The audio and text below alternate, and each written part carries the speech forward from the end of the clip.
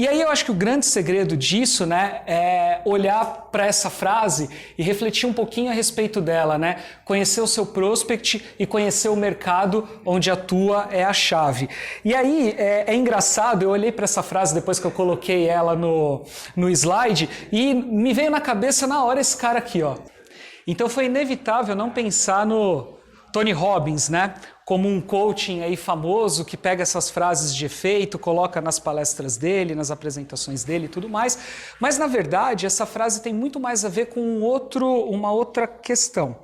Quando a gente pensou esse evento, e eu comecei a pensar, poxa, quais são as empresas que a gente vai convidar para estar presente? Porque uma das chaves para você fazer um evento legal, um evento bacana, é você fazer uma lista antes das empresas que você gostaria que estivesse presente. E aí, nesse momento, a gente começou a pensar numa lista e esses foram alguns dos nomes que a gente pensou. E se vocês começarem a olhar um para os outros, vão ver que uma boa parcela dessas empresas estão aqui. Por quê? Porque a gente fez direcionado. Parte desse evento foi pensado para clientes da Multiplico, ou que já foram clientes ou que são clientes até hoje, e parte do evento foi pensado para alguns prospects estratégicos que a gente sabia que seria interessante estar aqui. Então, desde o começo, a gente já começou a planejar o evento olhando para o forecast de empresas que interessavam para a gente que estivessem presentes aqui. Então, por isso, atendendo ao chamado que a gente fez, eu quero começar agradecendo vocês. Muito obrigado por estarem presentes, tá? Muito bem.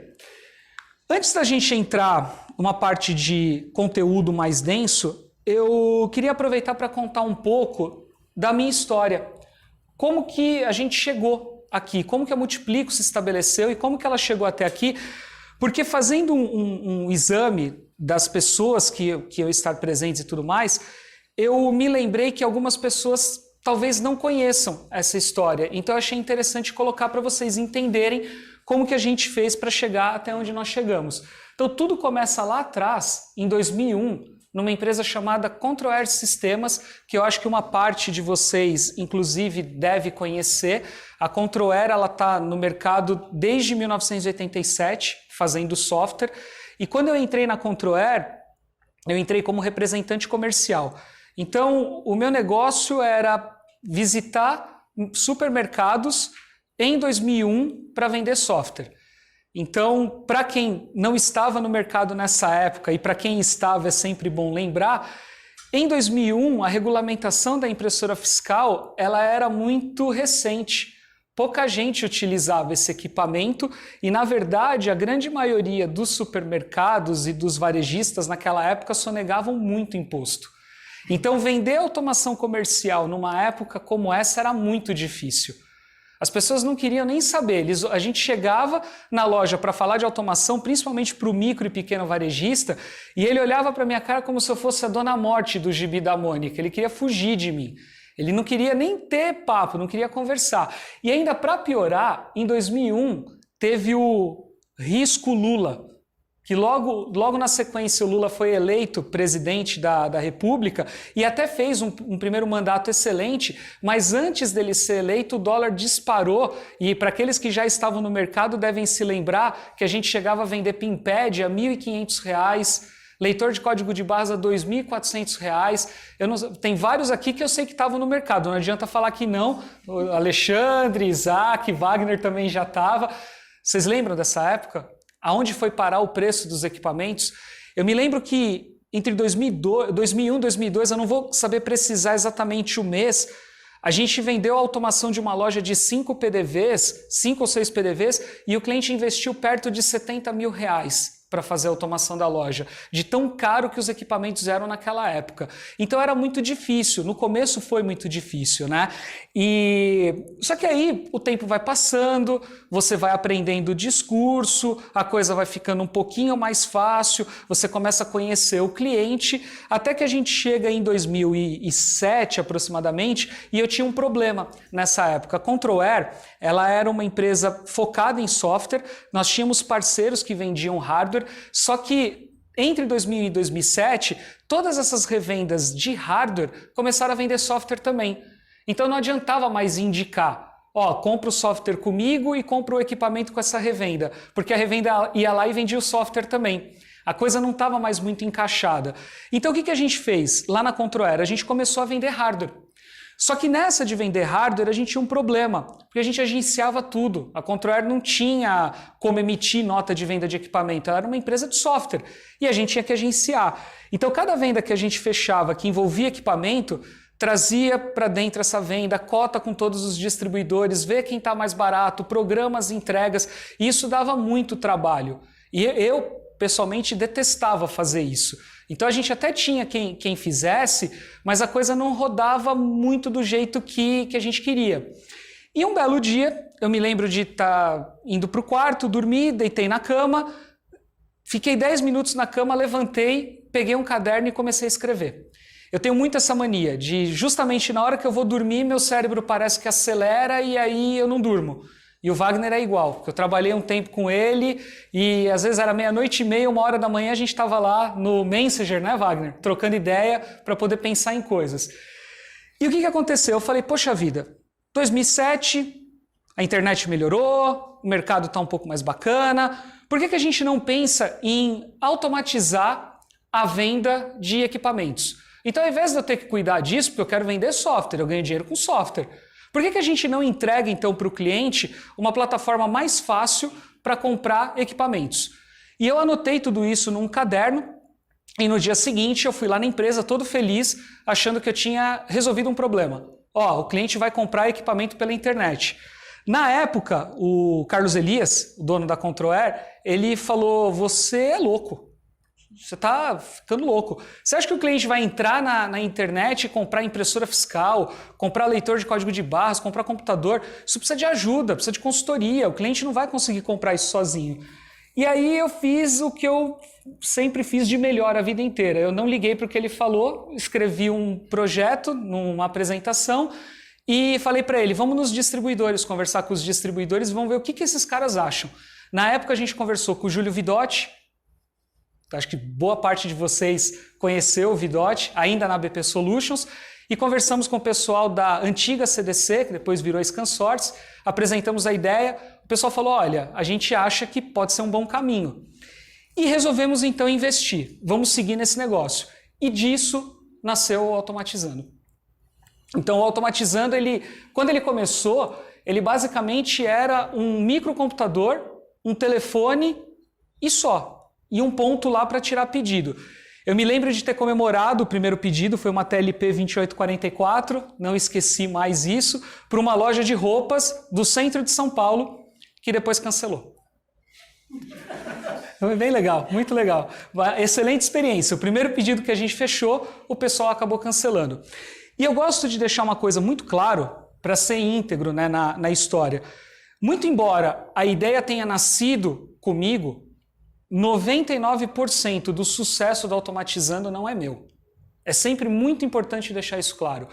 Eric e Carlos Elias pegaram esse projeto pela mão e fizeram o negócio chegar onde chegou. Eu dei a fagulha, eu startei, pensamos no nome, colocamos a primeira plataforma no ar e tudo mais, mas eles são os grandes responsáveis. Eu participei desse projeto e tenho muito orgulho de ter participado, de ter ajudado a construir esse negócio. O Automatizando hoje, boa parte de vocês sabem, virou uma referência, é uma revenda importante hoje no mercado, mas algum tempo depois desse projeto de pé, eu saí da Controer e saí do grupo, do Automatizando, e fui trabalhar na Visual Mix. Fiquei 1 ano e 7 meses trabalhando na Visual Mix. Qual era a minha ideia, né, na cabeça? O que eu estava pensando na época? Cara, eu já estou há quase 7 anos vendendo automação para cliente pequeno. Eu quero experimentar vender para cliente grande. Eu quero entender como é que o cliente maior se comporta. Tinha uma oportunidade na Visual Mix e eu acabei indo para lá. E foi uma escola. Para quem não conhece o Morshi, o dono da Visual Mix, ele é provavelmente o melhor vendedor de automação ou de software, né, que eu conheço. Existem outros caras muito bons, mas o Morshi, quando ele está ali na frente do cliente, ele é o cara. E isso foi uma escola para mim, porque eu aprendi muito com ele. Né? Também sou muito grato pela passagem que eu tive lá, uma vez que ele me ensinou 2 coisas muito importantes. Eu acho que a primeira é você se preparar para uma reunião, Você olhar para o teu cliente e falar assim, cara, eu vou visitar esse cliente, poxa vida, como que ele funciona, como que é o jeito dele, e não ter uma apresentação meio padrão para todo mundo e tentar encaixar o seu cliente na sua apresentação. Porque quando o cliente é maior, ele saca isso. Ele pega quem se prepara e quem não se prepara. Então eu aprendi bastante isso com ele. E a segunda coisa importante que eu aprendi com o Morte foi, quando você vende um negócio, você precisa entregar aquilo que você vendeu. No mínimo. Parece uma coisa simples, mas eu vejo muitas empresas no mercado de automação comercial cometerem esse erro, que é um erro básico. É vender aquilo que você não tem, depois não conseguir entregar e ficar enrolando o cliente, né? E depois o cliente percebe o que está acontecendo, ele vai e pula para outra empresa e vai buscar outro fornecedor para poder fazer aquilo que você disse que ia fazer e acabou não fazendo. Então eu aprendi muito com o Morte o seguinte, dar valor no cliente e atender ele e superar a expectativa que ele tem, tá? Bom, fiquei 1 ano e 7 meses lá. Naquele momento, não me encaixei muito com esse negócio de vender para grandes clientes. Até fiz bons negócios, mas não era muito o meu perfil, ainda não era a hora. E aí, o que aconteceu? Saí da Visual Mix e, voltando para casa, eu liguei para uma pessoa que está aqui nessa sala. Eu liguei para o Wagner, da Genecamp, que está ali no fundo. Eu já tinha conhecido o Wagner lá na Controair, a gente tentou na época fazer uma parceria para a Controair ter a Genecamp como revenda, fizemos alguns negócios, a coisa deu um pouquinho certo, mas poderia ser melhor. E aí, voltando para casa, eu liguei para o Wagner e falei, Wagner, olha só, eu não estou mais na Visual Mix, cara, eu estou no mercado e acho que eu posso te ajudar. O Wagner estava passando por uma transição de depender menos de hardware e começar a vender software. Isso foi 2008, né, Wagner? Aproximadamente 2008, né? E aí eu falei, cara, eu acho que eu posso te ajudar. Porque esse discurso aí pro cliente pequenininho, eu sei. Então, olha que coisa, né? Aqui em 2007, eu falei, não, eu não quero mais trabalhar com cliente pequenininho, eu quero trabalhar com o cliente grande. Passei 1 ano e 7 meses trabalhando com o cliente grande. Wagner, eu sei falar com o cliente pequenininho, hein? E aí, voltei lá para minha origem e fui trabalhar com o Wagner, então, na Genecamp. E lá fiquei 2 anos e meio, tá? Nesses 2 anos e meio, o trabalho que a gente fez na Genecamp foi muito simples. Hoje eu vivo muito de hardware e serviço e tenho poucos clientes de software. Eu quero vender mais software e depender menos de hardware e serviço. Então era simples, era esse o projeto e a gente trabalhou para que isso acontecesse. No começo, a venda de software estava muito ligada a mim e pouco ligado ao time, e chegou um determinado momento que eu virei para o Wagner e falei assim, Wagner, chega, está na hora do time aprender a vender software, porque se um dia eu não estiver mais aqui na Genecamp, você precisa manter essa essência, você precisa dar seguimento nesse negócio. E eu me lembro bem dos números. Quando nós começamos esse trabalho na Genecamp, a Genecamp tinha uns 30, 35 contratos de software. Quando eu saí de lá, uns 250, né, Wagner, mais ou menos. E hoje? 490. Legal. Então, ficou o legado. Isso foi muito bacana. Eles deram continuidade, deram prosseguimento e eu saí por um motivo simples. Eu fui atender um chamado do Carlos Elias e do Eric, que falaram, tá na hora de você voltar e a gente precisa de você aqui porque a gente tem que estruturar uma série de coisas dentro da empresa e a gente acha que é a hora de você então retornar.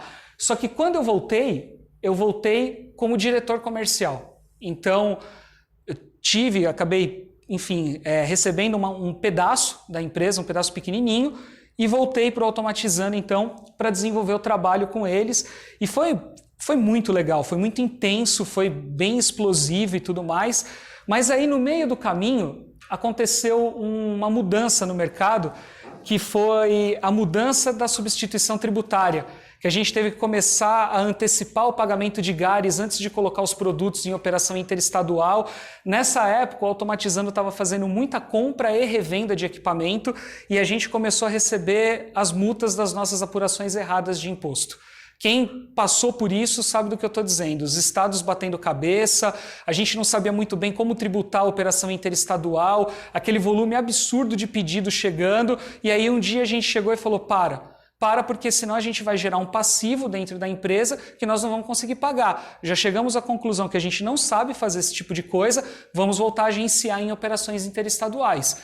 E aí, isso representava 50% da venda da empresa, a gente foi desligando a nossa operação de compra e venda, deixando ela menor, tivemos que enxugar muito a empresa, porque é o único jeito de você manter o negócio sadio, quando você migra de faturamento direto para agenciamento. E aí, nesse momento, então, a gente achou que era melhor a minha saída. Porque a empresa ficou muito pequena, não precisava mais ter eu de diretor, o Eric, o Carlos, a família conseguiria conduzir o negócio. E aí, no dia 6 de setembro de 2013, nasceu o que viria a ser a Multiplico. Tá? Como que a Multiplico nasceu? Eu acordei um dia, depois de ter saído do Automatizando, e estava um puta sol. Um dia maravilhoso. Eu falei, cara, eu acho que hoje eu posso me dar o direito de descer e ir para a piscina.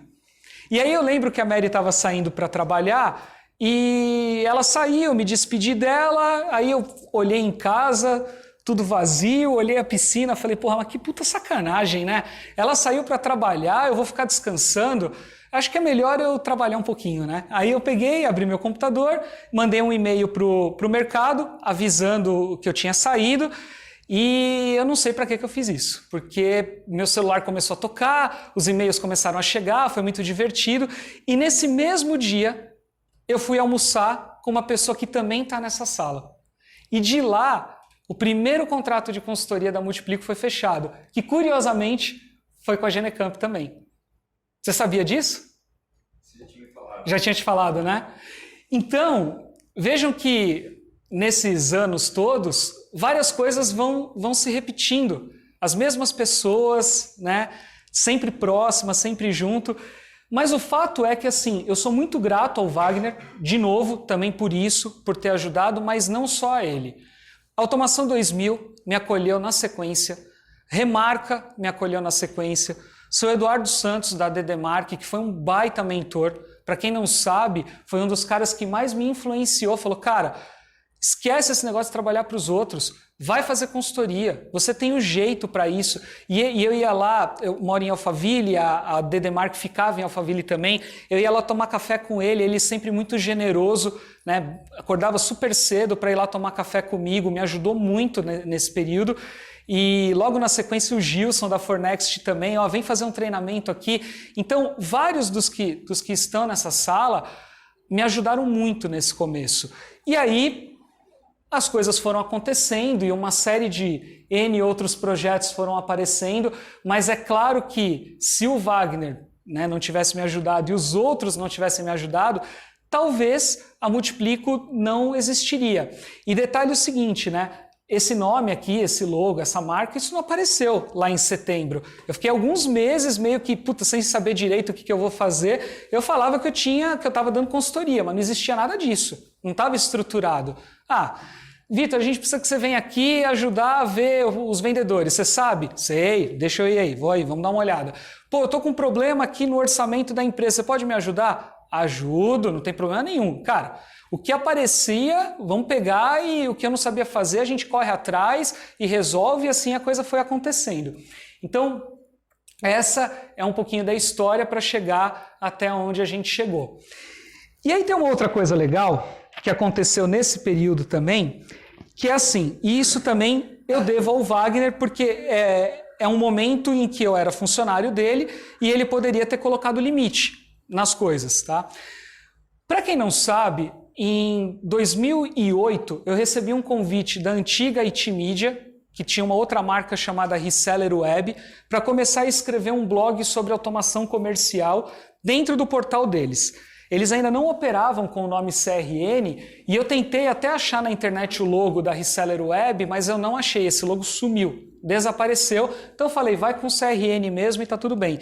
E eu comecei a escrever sobre automação comercial. Eu tinha mandado um texto para eles para publicar num portal que eles tinham. A editora na época, que era a Silvia Noara Paladino, ela gostou muito do texto. Ela falou, esse texto é muito legal. Vitor, você não quer escrever aqui sobre automação comercial? Eu falei, poxa, beleza. Olha só, os outros caras que escreviam na CRN naquela época, Rocato, Dagoberto Rajar, que vai estar aqui mais tarde, Ricardo Jordão Magalhães, que depois virou uma referência em vendas, e eu tô lá, né? Olhando assim, falando, eu sou um bosta, o que eu tô fazendo aqui do lado desses caras? Mas não sei, o pessoal gostou do jeito que eu escrevia e tal, e aí eu comecei a escrever para eles. E o que é muito legal nesse processo, e aí por isso eu agradeço muito ao Wagner, é que o problema da juventude é que a gente não tem muito papas na língua, a gente acaba falando algumas coisas que não deveria. E o meu texto era um texto pesado, eu não escrevia coisas muito leves. E isso podia arrumar problema, inclusive, para a Genecamp, né? Porque, como vocês bem sabem, temos N históricos no mercado de empresas que retalhavam executivos que resolviam falar a verdade, né? Isso aconteceu várias vezes. E o Wagner topou segurar a bronca. Falou, não, desce o pau aí que tá tudo bem. Isso quando a gente não combinava antes, né? Puta, vamos escrever disso daqui e vamos ver o que acontece. Aí saía o texto lá no domingo, quando era na segunda-feira podia preparar, que vinha a bucha, né? E quando eu voltei pro Automatizando, e eu ainda continuei escrevendo, né, na época que eu estava no Automatizando, teve uma empresa aí em especial que deu uma bela de uma retalhada na gente, que tirou a gente da tabela verde e colocou a gente na tabela azul por 2 meses. Acho que vocês já sabem de quem que eu estou falando, né? Tabela verde, tabela azul, tabela amarela, acho que está claro para todo mundo aqui de quem que eu estou falando. E por causa de um negócio que eu escrevi. E eu estava falando, na minha visão, a verdade, né? Mas o ponto é o seguinte, eu comecei escrevendo pela CRN, quando o portal mudou para IT Media, eu continuei escrevendo lá e fiquei uns 5 anos escrevendo para esses caras. O que eu não sabia, o que eu não podia prever naquela época era o quanto isso ia ser importante. Tá? Hoje a gente fala de marketing de conteúdo, a gente fala de ganhar autoridade e relevância na internet, mas o que eu posso afirmar para vocês é que sem saber muito bem o que era isso, porque nem tinha nome, a HubSpot sequer tinha inventado esse conceito ainda, que depois o mundo inteiro copiou, eu estava plantando uma semente ali, né? E isso até foi interessante porque eu comecei a ir em alguns eventos e as pessoas virem falar comigo por causa do blog e não por causa do que eu fazia. Pô, mas você é um jornalista? Eu falei, não, cara, eu trabalho numa empresa também. Não é só, eu não vivo só de escrever. Escrever é um hobby, eu gosto de fazer isso, mas aqui eu trabalho na Genecamp, eu trabalho no Automatizando. Mas isso naquele momento foi muito importante, tá? Eu só não sabia ainda. Bom, e aí, depois disso tudo, de ter passado pelo Automatizando, começa então a Multiplico. A Multiplico ela vai começar mesmo, de fato, em março de 2014. Que é quando eu abri a empresa. Então, de setembro de 2013 a março de 2014, eu trabalhei avulso. Me dá um cheque aí, deposito o dinheiro na minha conta, aquela história toda. Ainda não sabia direito se era isso que eu ia fazer. Então, ela começa mesmo oficialmente em março de 2014, muito embora eu considere setembro de 2013 o momento certo da fundação. E aí, ao longo desses anos todos, foram várias empresas que passaram pela Multiplico. São aproximadamente 60 projetos entre consultorias, mentorias, workshops e tudo mais. E algumas delas, inclusive, estão aqui. Vejam que eu me permiti, né, dar consultoria, inclusive, para empresas que não são do segmento, então clientes finais, empresas de varejo, para poder entender como é que esse negócio funcionava, essa dinâmica funcionava, mas o foco, como todo mundo pode perceber, sempre foram as revendas e as software houses, né, em especial. E aí, lá para janeiro ou fevereiro de 14, o Alex da Casa Magalhães me liga e fala, Vitor, você se lembra que lá atrás, quando você falou que estava fora do mercado, tinha saído do Automatizando, eu ia te falar de um projeto que ia nascer e tal, então chegou a hora. Então o Alex também foi muito importante, porque sem o GBA eu não sei se eu teria aberto o CNPJ da Multiplico, eu não sei se eu teria me movimentado, mas o fato é que para atender esse projeto em especial, eu tive que organizar a empresa e estruturar a empresa. Quem aqui se lembra do GBA, só para eu ter uma ideia? Tem uma galera que não lembra muito disso. O GBA foi o seguinte, Grupo Brasileiro de Automação. Então, algumas revendas do Brasil inteiro resolveram se juntar e se organizar em torno de um grupo. É muito importante também eu deixar claro uma coisa, porque tem gente que confunde isso no mercado. O GBA não é uma criação minha. Eu participei do GBA. A iniciativa do grupo foi do Alex, da Casa Magalhães, Gerson Pasquale, da Libermac, Antônio, da SI, Evandro, da Automatec e Inácio, da SF. O projeto nasceu com essas cabeças. Vamos nos organizar, vamos começar a trocar informação e vamos montar um grupo.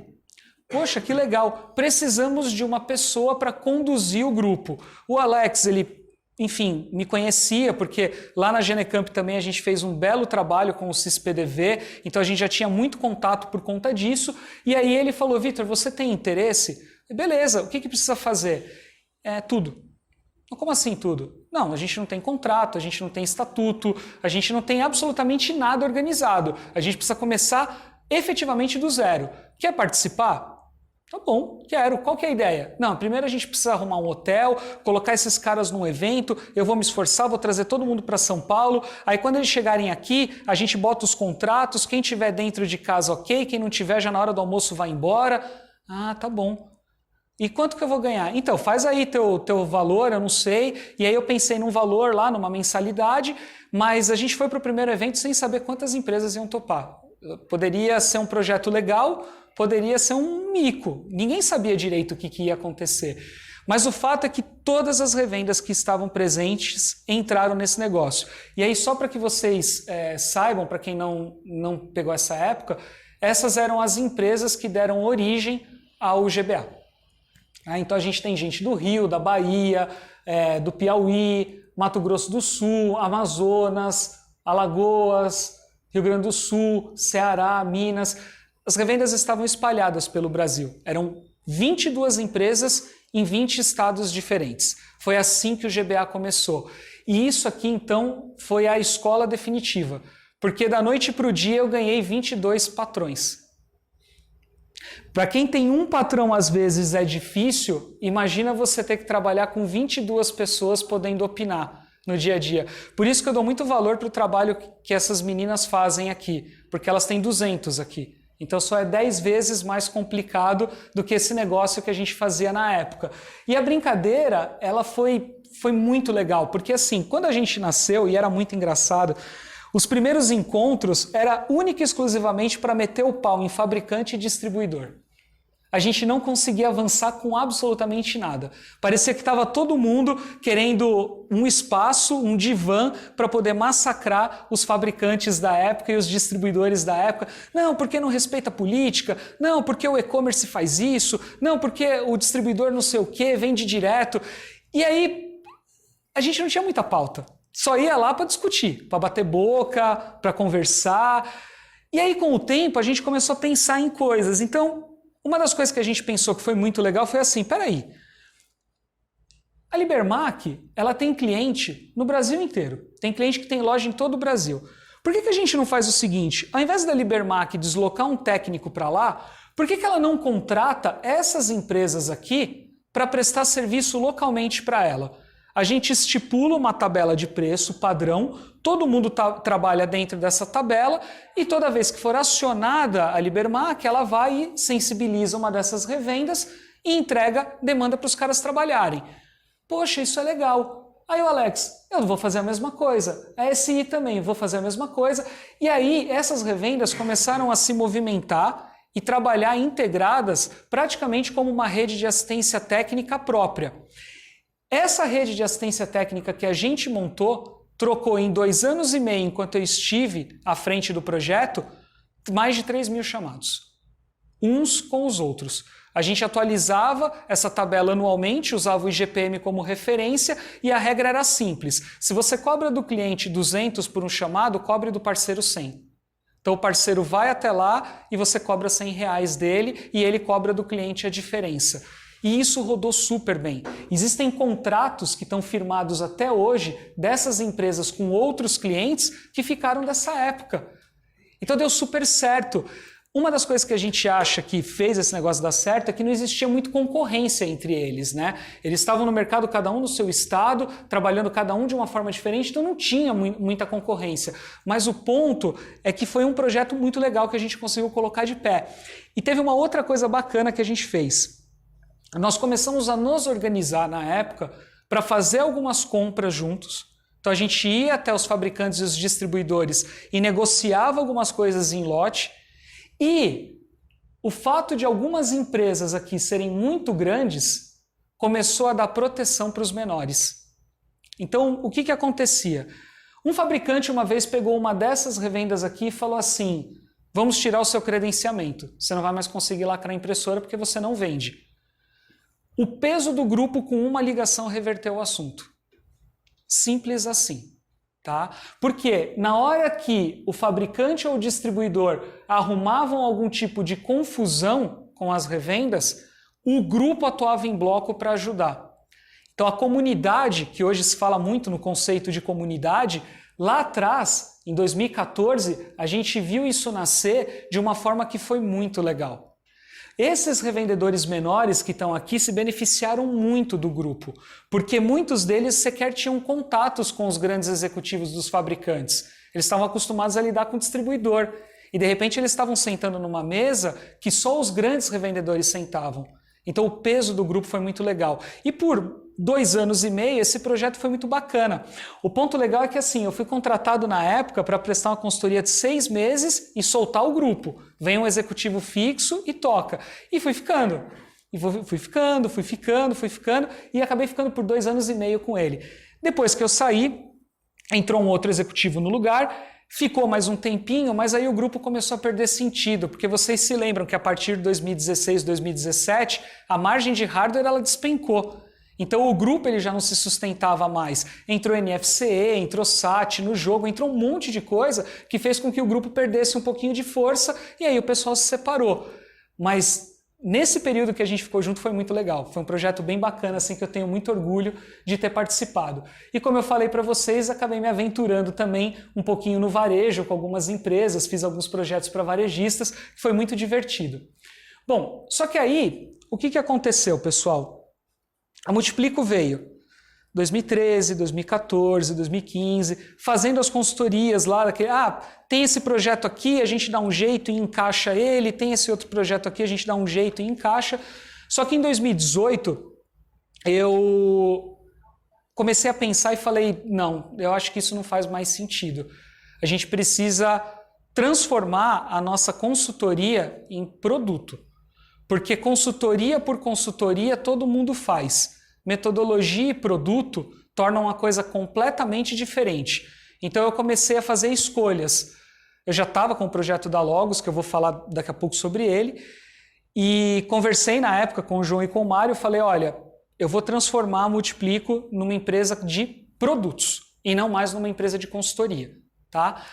E comecei a pensar e falar, poxa, o que eu vou fazer, qual é a minha essência e tal. E no final das contas o que apareceu foi marketing e vendas, que é o que eu sempre fiz a vida toda. Eu não sou e não me considero um bom vendedor, embora faça muitas vezes a frente de vendas. Sou muito técnico às vezes e não tenho muito aquele perfil de ficar mexendo com o cara o tempo inteiro, que às vezes o vendedor precisa ter para tirar o cara da zona de conforto, mas me considero uma pessoa boa em marketing. Então, isso é uma coisa que eu considero que eu sei fazer bem, em especial para o nosso segmento. Então, foi aí que eu comecei a repensar a forma da Multiplico de atuar. E aí, eu percebi o seguinte, ou eu faço isso agora, ou o negócio morre. Porque eu já não acreditava mais em consultoria de qualquer coisa. Eu já olhava para isso e falava, cara, esse negócio não funciona mais assim, não. E aí a gente começou a repensar toda a estratégia da Multiplico. E eu falo a gente, porque nesse momento começaram a entrar outras pessoas no dia a dia do negócio. Mary, me ajudando, me ouvindo. Falando, puta, quando eu tinha lá os meus devaneios, quem me ouvia era ela, e a Mary trabalha com consultoria há muitos anos. Então, ela, você precisa ter um processo, você precisa ter um produto. A Mary já está no mercado de consultoria há 10 anos. Depois veio o André e o Carlos, e começaram a me ajudar, e falar, poxa, a gente pode ir por aqui, a gente pode ir por ali. E dessa mistura toda, nasceu o primeiro produto, que foi o Revenda 2.0. O que é o Revenda 2.0? É um workshop para revendedores, tá? Depois, nasceu o Máquina de Vendas, que acabou virando o produto principal da Multiplico, e depois nasceu o Minha Primeira Automação, tá? Cada um desses produtos tem focos completamente diferentes. Então o que a gente fez para resolver esse problema? A gente colocou sites diferentes no ar. Então eu acho que a grande maioria de vocês nem sabe que esses sites aqui existem, porque a gente ainda não teve nem tempo de fazer um trabalho focado neles. A gente está focando por enquanto só aqui na Multiplico. Mas a gente foi ajustando o discurso para cada um desses sites, tá? E aí, como que funciona e o que a gente fez? Então, Revenda 2.0 é um workshop específico para revendedores. É assim, seja a revenda que o varejista deseja. Simples assim. 5 mudanças radicais que uma revenda de automação comercial precisa fazer na operação dela para mudar o dia a dia e se adequar a um novo mercado.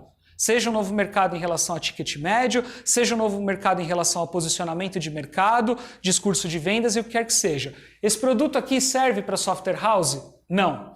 Ele só serve para revenda de automação comercial. Ponto. Tá? Aí tem um site que mostra esse workshop. Tem uma fotinho aqui, legal. O site é bacana, tem uma série de informações, tem as páginas de captura específica para isso, para a gente trazer lead e tudo mais. Então lá no site Vitor Peixoto a gente acomodou então o produto Revenda 2.0. Aí o Máquina de Vendas, ele já nasceu com um conceito diferente. Ele nasceu com um conceito de curso, nasceu com um conceito de workshop e um conceito de mentoria. A gente foi refinando esse produto e foi colocando ele em caixinhas completamente diferentes. Ok, o curso, como que a gente vai entregar isso? Online, beleza. O workshop, ele tem um tema pré-definido, então começo, meio e fim, estruturadinho. Mentoria, a gente entrega a metodologia, faz o acompanhamento com 8 reuniões. Alguns de vocês já passaram por esse processo todo, outros estão em débito, porque sempre tem mais o que fazer, né, Alexandre?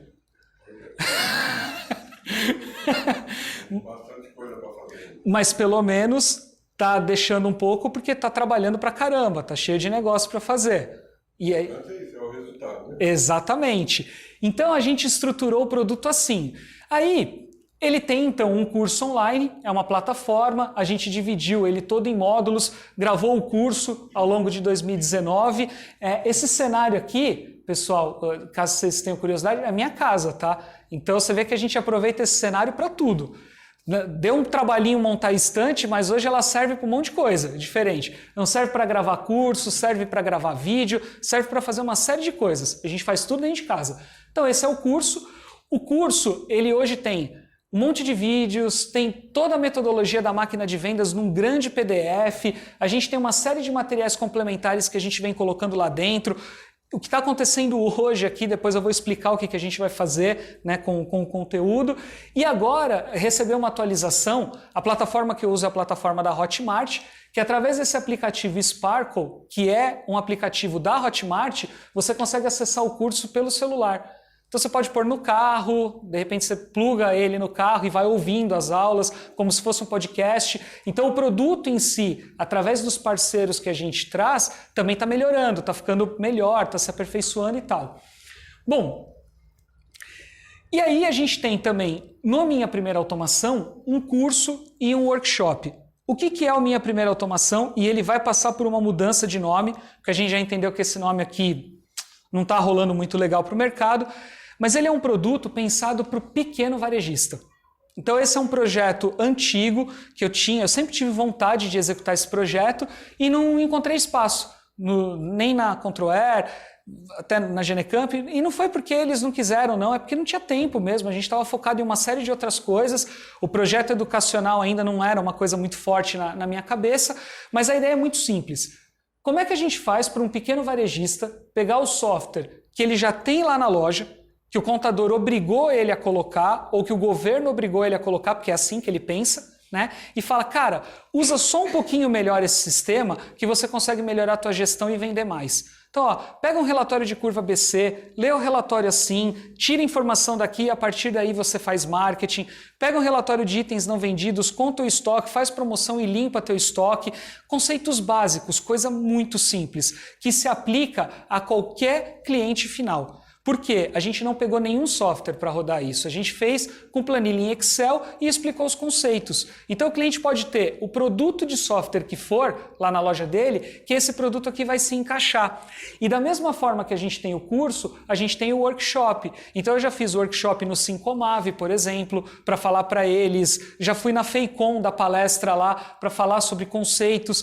E é interessante que o pequeno varejista ele tem um comportamento assim, sui generis, né? Que ele, conforme ele começa a ter problema na empresa, ao invés dele buscar solução, ele se enfia ainda mais dentro do escritório dele.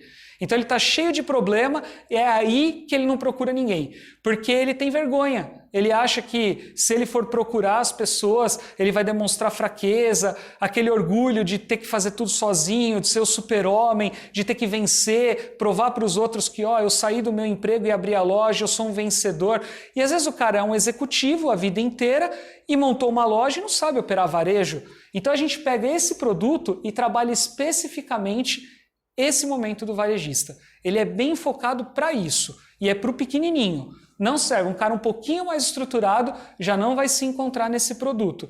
Colocamos ele no ar, já fizemos algumas vendas, então a gente tem uma página de vendas específica para ele, com um botãozinho aqui, call to action para o cara comprar o curso, e colocamos ele no ar e começamos a vender.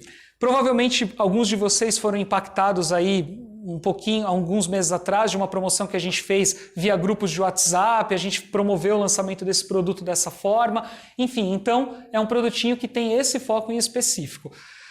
Ou seja, daquela consultoria que fazia de tudo, a gente foi encaixotando a Multiplico em várias caixinhas diferentes e transformando isso num portfólio para ficar mais claro.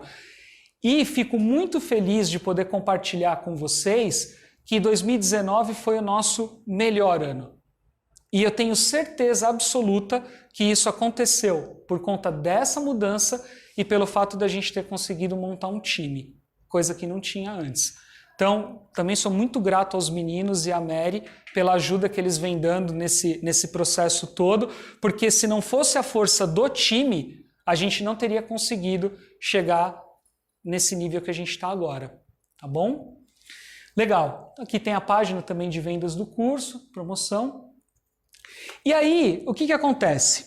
O discurso ele passou a ter clareza, começou a ficar mais fácil para a gente montar nossa estratégia de marketing, porque até então eu não sabia o que era fazer marketing. Olha que coisa interessante, eu vendia marketing e vendas para os canais, para os meus clientes, mas eu não fazia marketing para Multiplico, nunca precisou.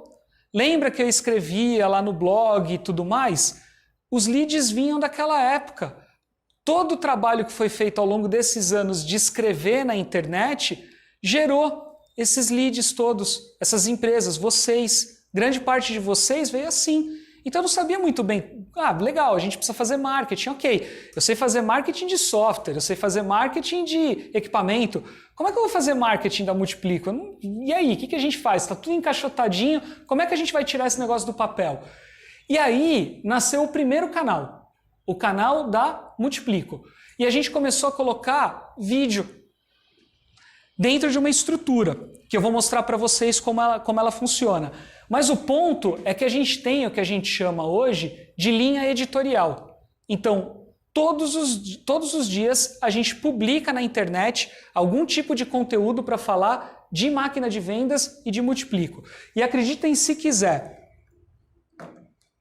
eu pessoalmente invisto no máximo 1h30 por semana para fazer isso.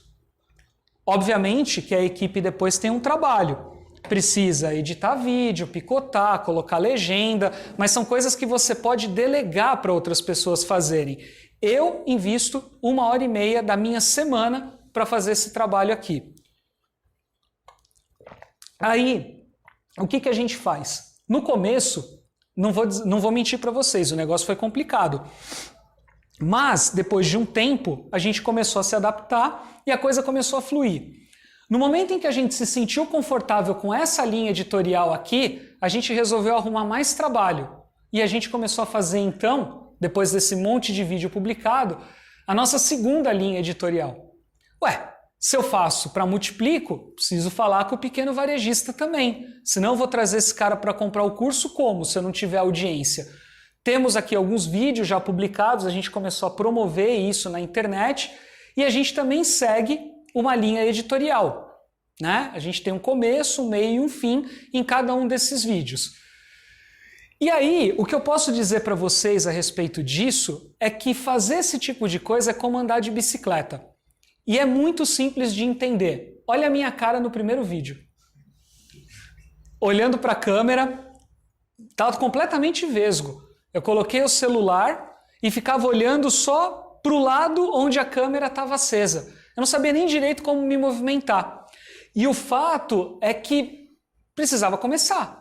E não tinha outra alternativa.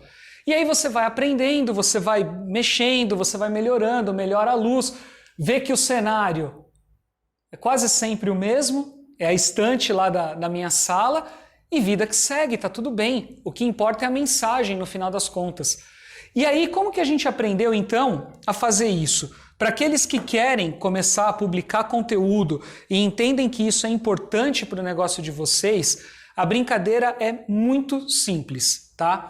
O que a gente faz? Entre segunda e quarta-feira, de todas as semanas religiosamente, eu gravo um vídeo que a gente chama de vídeo raiz. E para quem já ouviu essa expressão na internet, isso aqui é fórmula de lançamento do Érico Rocha, tá? Nós fizemos o curso, a gente está sempre nos eventos, acompanha, consome todo o material dele. Inclusive encontrei com o Newton lá no evento semana passada, né? Depois a gente nem se encontrou mais, né? Sim. Mas nos encontramos lá na sexta-feira. Então, isso daqui é basicamente fórmula de lançamento. O que a gente faz? Eu gravo esse vídeo raiz entre segunda e quarta-feira e esse vídeo ele só vai ser postado na quarta-feira da semana seguinte. Por que a gente faz isso? Se der uma dor de barriga, a gente tem tempo para correr atrás e não fica preso ao calendário. Porque a pior coisa que tem é você querer produzir conteúdo sem saber o que você vai falar. Terrível. E aí o prazo está chegando, você precisa colocar esse negócio no ar e não sabe por onde começar. Então a gente sempre trabalha com uma semana antes. O que os meninos fazem depois? A partir desse vídeo raiz, eles picotam isso em vídeos menores, que a gente chama de vídeo Nutella. Fórmula de lançamento também, a metodologia do Érico Rocha, do jeito que ele ensina a fazer. Esses vídeos aqui, eles são postados às segundas, quintas, sextas e sábados. Deixa o troço agendado lá e vai postando. Então, de um vídeo grande de 12, 15, 20 minutos, sai um monte de outros vídeos. A gente posta só 4 e eu já vou explicar para vocês o porquê. Aí, nas terças-feiras, a gente sai com um podcast. E nos domingos, normalmente, um post no blog. Ou um e-mail para a base. Ou seja, com 1h30 de tempo investido, a gente consegue publicar conteúdo na linha editorial da Multiplico todos os dias. A gente cobre de segunda a domingo fazendo isso. Agora, onde está a sacada? Para quem ainda não percebeu. O podcast que sai na terça-feira é o áudio do vídeo grande. Só que o que a gente faz? A gente não posta tudo na mesma semana. A gente pega esse áudio e posta na outra semana. Espera passar uma semana. Por quê? Porque até lá a audiência já esqueceu. Então, não fica parecendo que o conteúdo está repetido. A gente vai brincando com isso. Os Nutellas são o vídeo da semana anterior. Então a gente foi embaralhando esse conteúdo para que a audiência fique sempre ouvindo alguma coisa que parece para ela nova, mas na verdade a gente só está aproveitando tudo que vem do vídeo raiz. E muitas das vezes o que vai sair no post do blog é o roteiro desse vídeo publicado 3 semanas depois. Então a gente só brinca com uma coisa chamada calendário de conteúdo. A gente foi montando isso, testando, putz, isso daqui fica bom assim, isso daqui fica bom assado, isso daqui fica bom cozido. E Quando não tem conteúdo para postar, que é o que está acontecendo essa semana, eu não fiz nenhum conteúdo essa semana, eu estava dedicado a essa apresentação e um monte de coisa que andou acontecendo aí na Logos. Então, como não tinha conteúdo, é simples. Vai lá na biblioteca, pega algum Nutella que não usou ainda e posta. Porque uma das coisas que a fórmula de lançamento ensina é que é o seguinte, o conteúdo ele tem uma função muito específica e isso eu gostaria que vocês anotassem.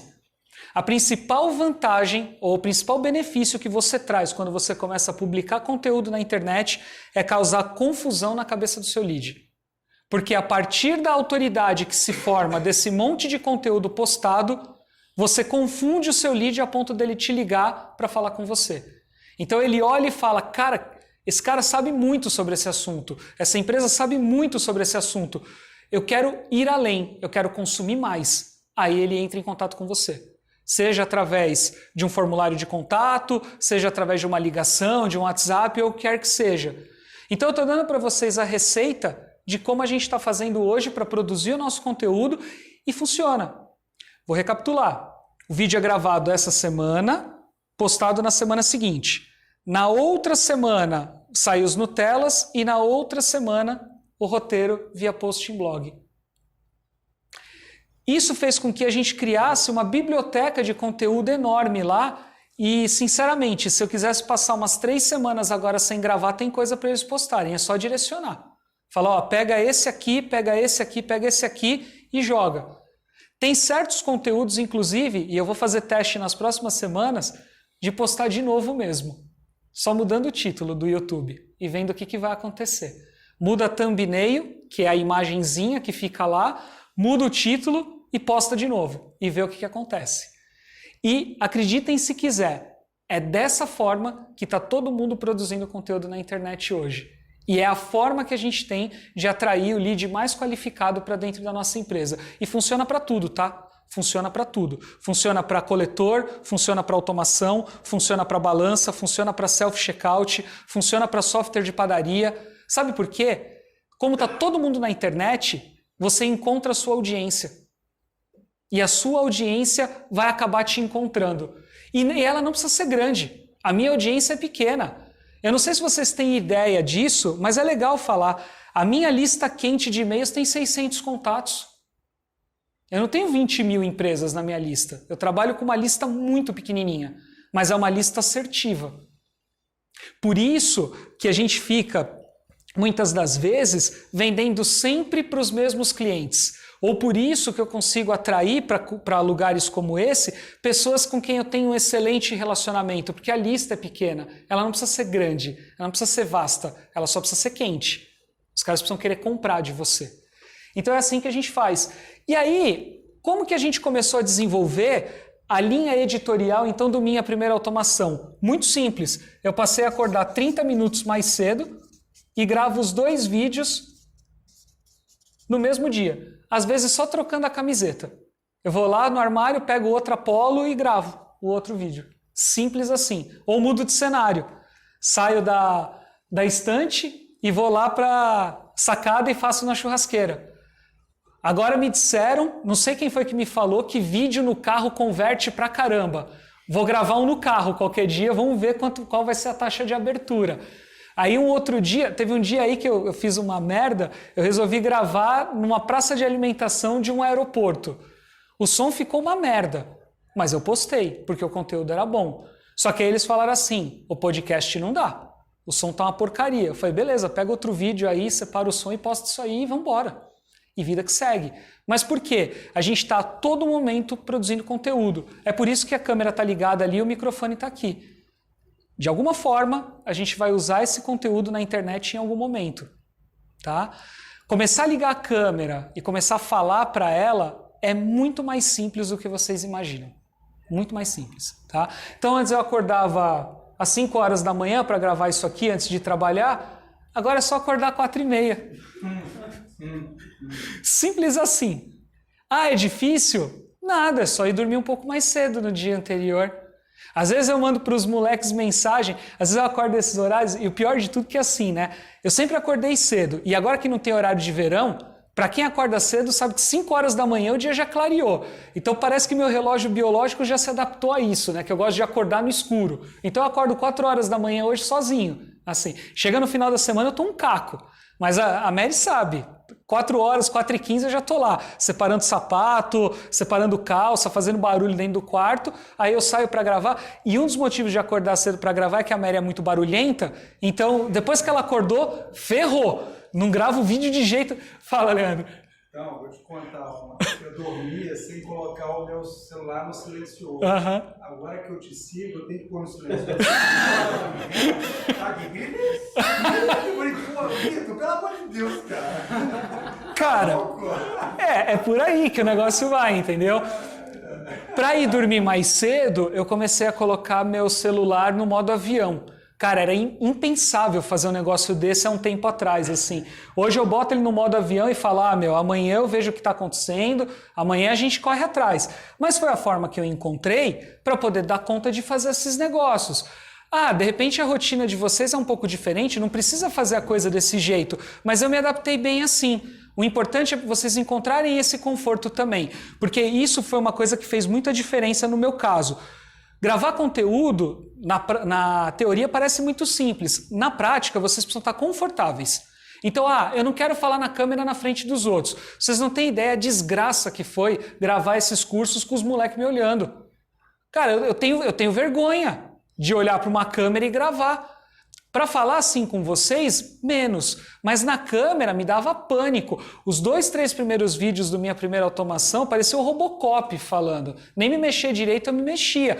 Mas o que eu aprendi? Eu falei, gente, ou você faz, ou o medo vai paralisar e você não vai fazer nunca. Né? E pauta para esse tipo de vídeo é o mínimo possível. Escreve numa folha. Quem está vendo meus vídeos deve perceber que eu estou sempre com uma caneta na mão. É porque eu escrevi lá 5, 6 tópicos numa folha de sulfite e eu fico com a caneta porque ela me dá segurança. Por isso que repórter usa microfone e não usa o microfone aqui. O microfone é uma forma de você chamar atenção. Depois eu fui aprender isso, pesquisando na internet eu entendi qual é que era. Você posiciona o microfone aqui, você atrai a atenção da sua audiência para esse componente e não para a sua voz. Então é por isso que o pessoal usa o microfone na mão. E aí o que eu fiz? Eu peguei a caneta. Aí tem gente que usa outras coisas. Cada um segura o que quiser.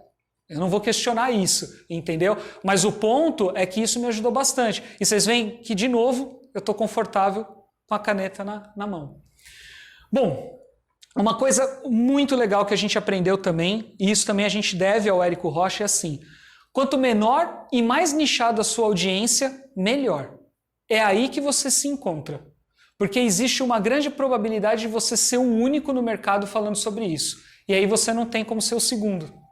Você vai ser automaticamente o primeiro. Veja, hoje não existe concorrência para Multiplico. E eu adoraria que tivesse.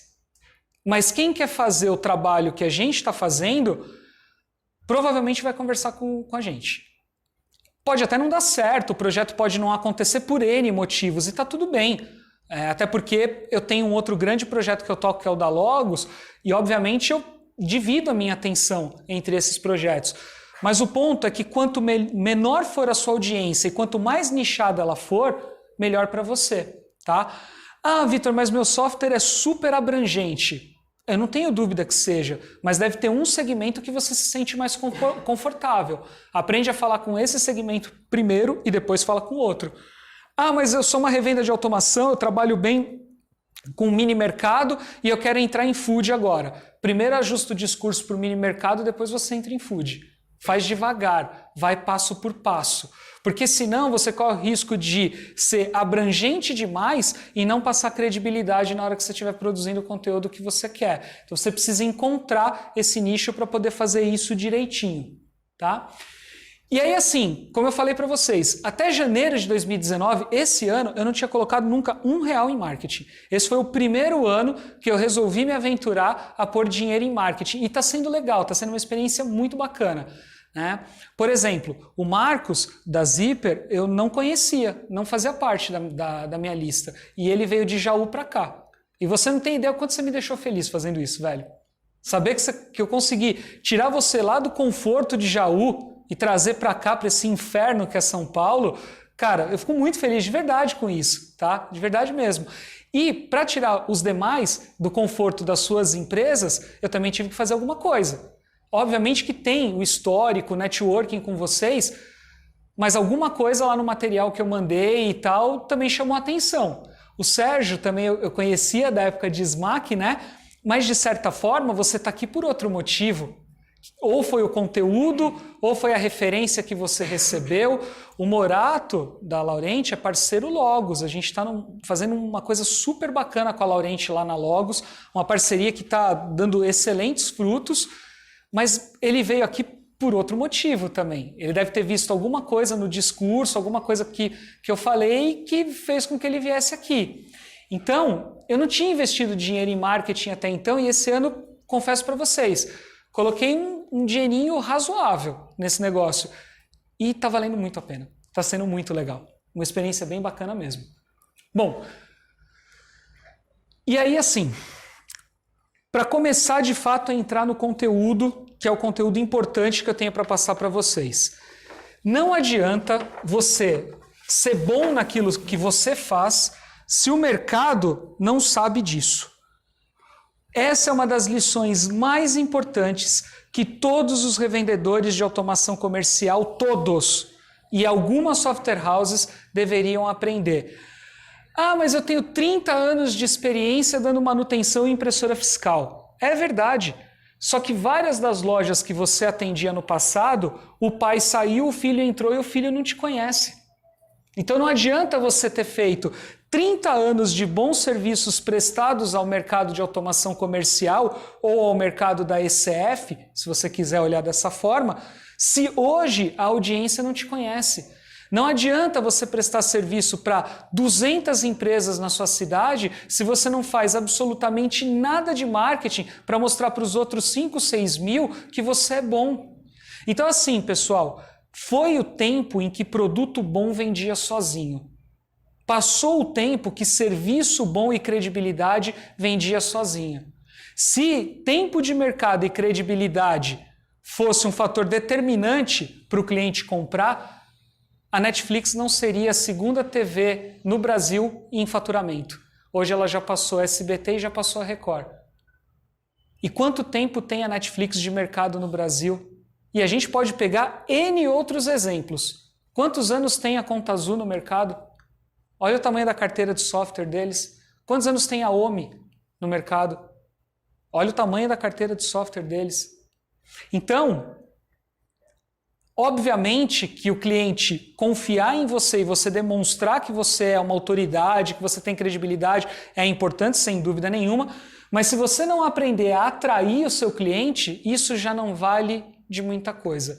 Nós sabemos, vocês sabem, quantos dos nossos amigos revendedores bons, sérios, íntegros, empresas decentes que entregavam um produto fantástico, um serviço fantástico, ficaram pelo meio do caminho com essas mudanças todas que o mercado sofreu. Quantas empresas? Empresas enormes, com 150 funcionários, 140 funcionários, e simplesmente desapareceram do nada nessa mudança de mercado. E o que mais me espanta nisso, olhando bem o cenário, é que assim, vários revendedores, passaram por diversas mudanças de tecnologia. De caixa registradora mecânica, o pessoal foi para caixa registradora eletrônica. Você teve a época do microterminal. Depois você teve a época do PDV com a impressora matricial. Depois você teve a época do PDV com a impressora térmica. E agora, de repente, a gente tem SAT, NFC e umas coisinhas aí que os fiscos de outros estados estão querendo implementar. Todas essas mudanças aqui, muitos de vocês, inclusive, passaram por elas. Então, o mercado mudou. Cara, o mercado vem mudando faz muito tempo. A diferença é que antes demorava bastante tempo para o mercado mudar. Hoje, ele muda mais rápido. E essa mudança, obviamente, foi muito brusca, principalmente na margem. Na margem e na forma como o cliente começou a comprar automação. Aqui, tudo era mercado regulamentado. Ele dependia da revenda. Ele tinha que falar com alguém que era habilitado pelo Cefaz, pelo fisco, para fazer alguma coisa. E aí alguns se destacavam, outros mais, outros menos, mas o cliente vinha até a gente. Nesse cenário aqui, a coisa muda um pouquinho de figura. O cliente já não precisa necessariamente ir até a revenda e a software house ganhou uma importância muito grande. Aqui ela sempre foi importante, mas neste cenário aqui, inexiste automação sem a software house. Mas pode existir automação sem a revenda nesse cenário aqui. Tranquilamente. Porque o cara pode contratar o software da Conta Azul, da OMI, da MIRP, de qualquer uma dessas empresas, ir na B2W e comprar o SAT e a impressora e ele mesmo ativar o SAT junto com o contador com o suporte da software house. Está tudo bem. Se for NFC, então a coisa é mais simples ainda. Só que tem um detalhe que ninguém fala. Tanto a Conta Azul quanto a OMI e outras empresas que ativam software pela internet têm um problema de churn altíssimo, tá? Todas elas perdem muitos clientes todos os meses. Elas ganham muitos clientes e perdem muitos clientes. Alguém tem alguma suspeita do porquê isso acontece? Para não ficar só eu falando aqui. O que vocês acham que rola? Eu tive um feedback de um cliente que eu peguei, que era ou Blink ou VHC, não me lembro da plataforma. Ele falou que ele saiu da plataforma na 100% online e veio para a gente por falta de um contato mais humano. Exatamente. O varejista, principalmente quem atua com varejo, o varejista ele precisa do contato humano, ele tem essa necessidade. Vejam, eu montei um produtinho de conhecimento desse tamanhozinho, chamado lá Minha Primeira Automação, para apoiar o cara e falar, cara, vai, ó, empurrar o cara para frente, com conceitos básicos e simples. Se precisa, se tem mercado para isso, é porque muitas das vezes o cliente não encontra nessas software houses o apoio próximo que ele tem da revenda ou da software house local. Então, o que o revendedor e o que a software house que atua bem num determinado local ou num determinado nicho tem de grande diferencial é o atendimento e a proximidade com o cliente. Isso faz toda a diferença. Toda a diferença. Não à toa, a Automação 2000 tem a carteira que tem de cliente, não à toa a Genecamp tem a carteira que tem de cliente, a Outcomp fazendo um trabalho brilhante aí no mercado, o Ale da Ciclopes, o Gilson com vários braços diferentes dentro do grupo. Essas empresas, vocês todos, não são especialistas só na venda do equipamento e do software, vocês são especialistas em se relacionar com o cliente, em atender a expectativa do cara, principalmente daquele cara que se sente sozinho, que é o varejista, que precisa de amparo, que precisa de ajuda e tudo mais. Então, o que alguns de vocês precisam aprender a fazer melhor? Comunicar. Não ter vergonha de falar que vocês são bons. Por que vocês não falam? Fala. Vocês são bons mesmo. Eu entrei um dia num... É que assim, quem conhece o Eduardo Duran, da Automação 2000, sabe que quando ele começa a falar, quem está fora da sala acha que ele está brigando, né? Acha que a gente está discutindo, né, Lilian? Precisa, às vezes, até colocar um algodão no ouvido para não ficar surdo com o Edu, né? E eu entrei um dia num embate sadio com ele de falar, velho, quantos clientes de software você tem? 1.250. Põe isso na porra do site, cara. Quem é que tem 1.250 clientes de food no Brasil? Ninguém sabe dessa informação. Bota esse negócio no site. Não, Vitor, mas você tem que ver. Cacete, Edu. Se o cara tem uma empresa de food, se ele é um restaurante, ele vai comprar do cara que tem 100 clientes ou do cara que tem 1.000 clientes? Mas ainda assim, eu sinto que ele não está 100% confortável com isso que eu falei para ele. Bota essa porra dessa informação lá. Você é a referência. Você não é referência em loja de brinquedo. Que ele queria fazer lá uma campanha de marketing. Quantos clientes de brinquedo você tem? Ah, como é que é o nome, Lilian, daquela loja que tem aqui embaixo? Tal, não sei o quê. Nem sabia direito o que ele estava falando. Agora, de food, ele tem um monte. O Wagner lá em Campinas tem um monte de loja de varejo que usa a aplicação dele. Fala que você é o cara em Campinas. É você a referência. Ah, e os outros? Os outros são o segundo. A referência é você. Usa essa informação. Laurente. Aliás, fazer um merchanzinho aqui. Para quem está precisando de projeto de self-checkout, a Laurente tem 70% do mercado. É incontestável. O resto está tentando, as outras empresas estão tentando, estão fazendo trabalho, são empresas sérias? São. Mas o cara tem 70% do mercado. Acho que pelo menos ouvir o que ele tem a dizer, quem tem projeto de selfie tem que ouvir. É isso que eu estou querendo dizer. E essas informações, elas precisam ou estar no site de vocês, ou ela precisa fazer parte do discurso comercial de vocês.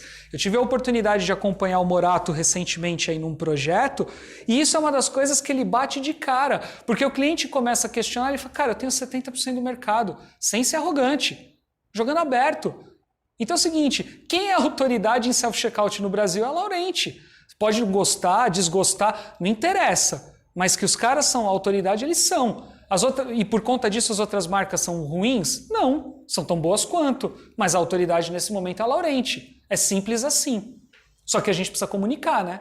Se a gente não fala, o cliente não tem como saber. Bom,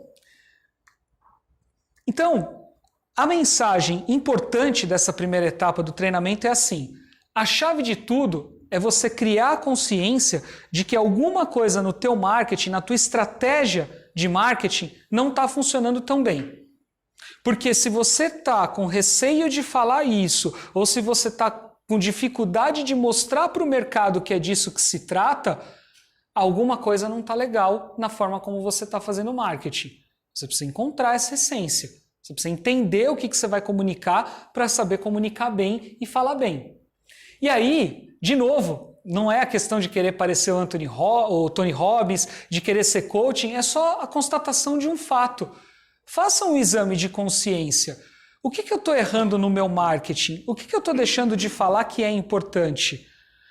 Qual é aquele pulo do gato que faz o meu cliente comprar de mim e não comprar do concorrente? E se você não souber o que é, pergunta para o seu cliente.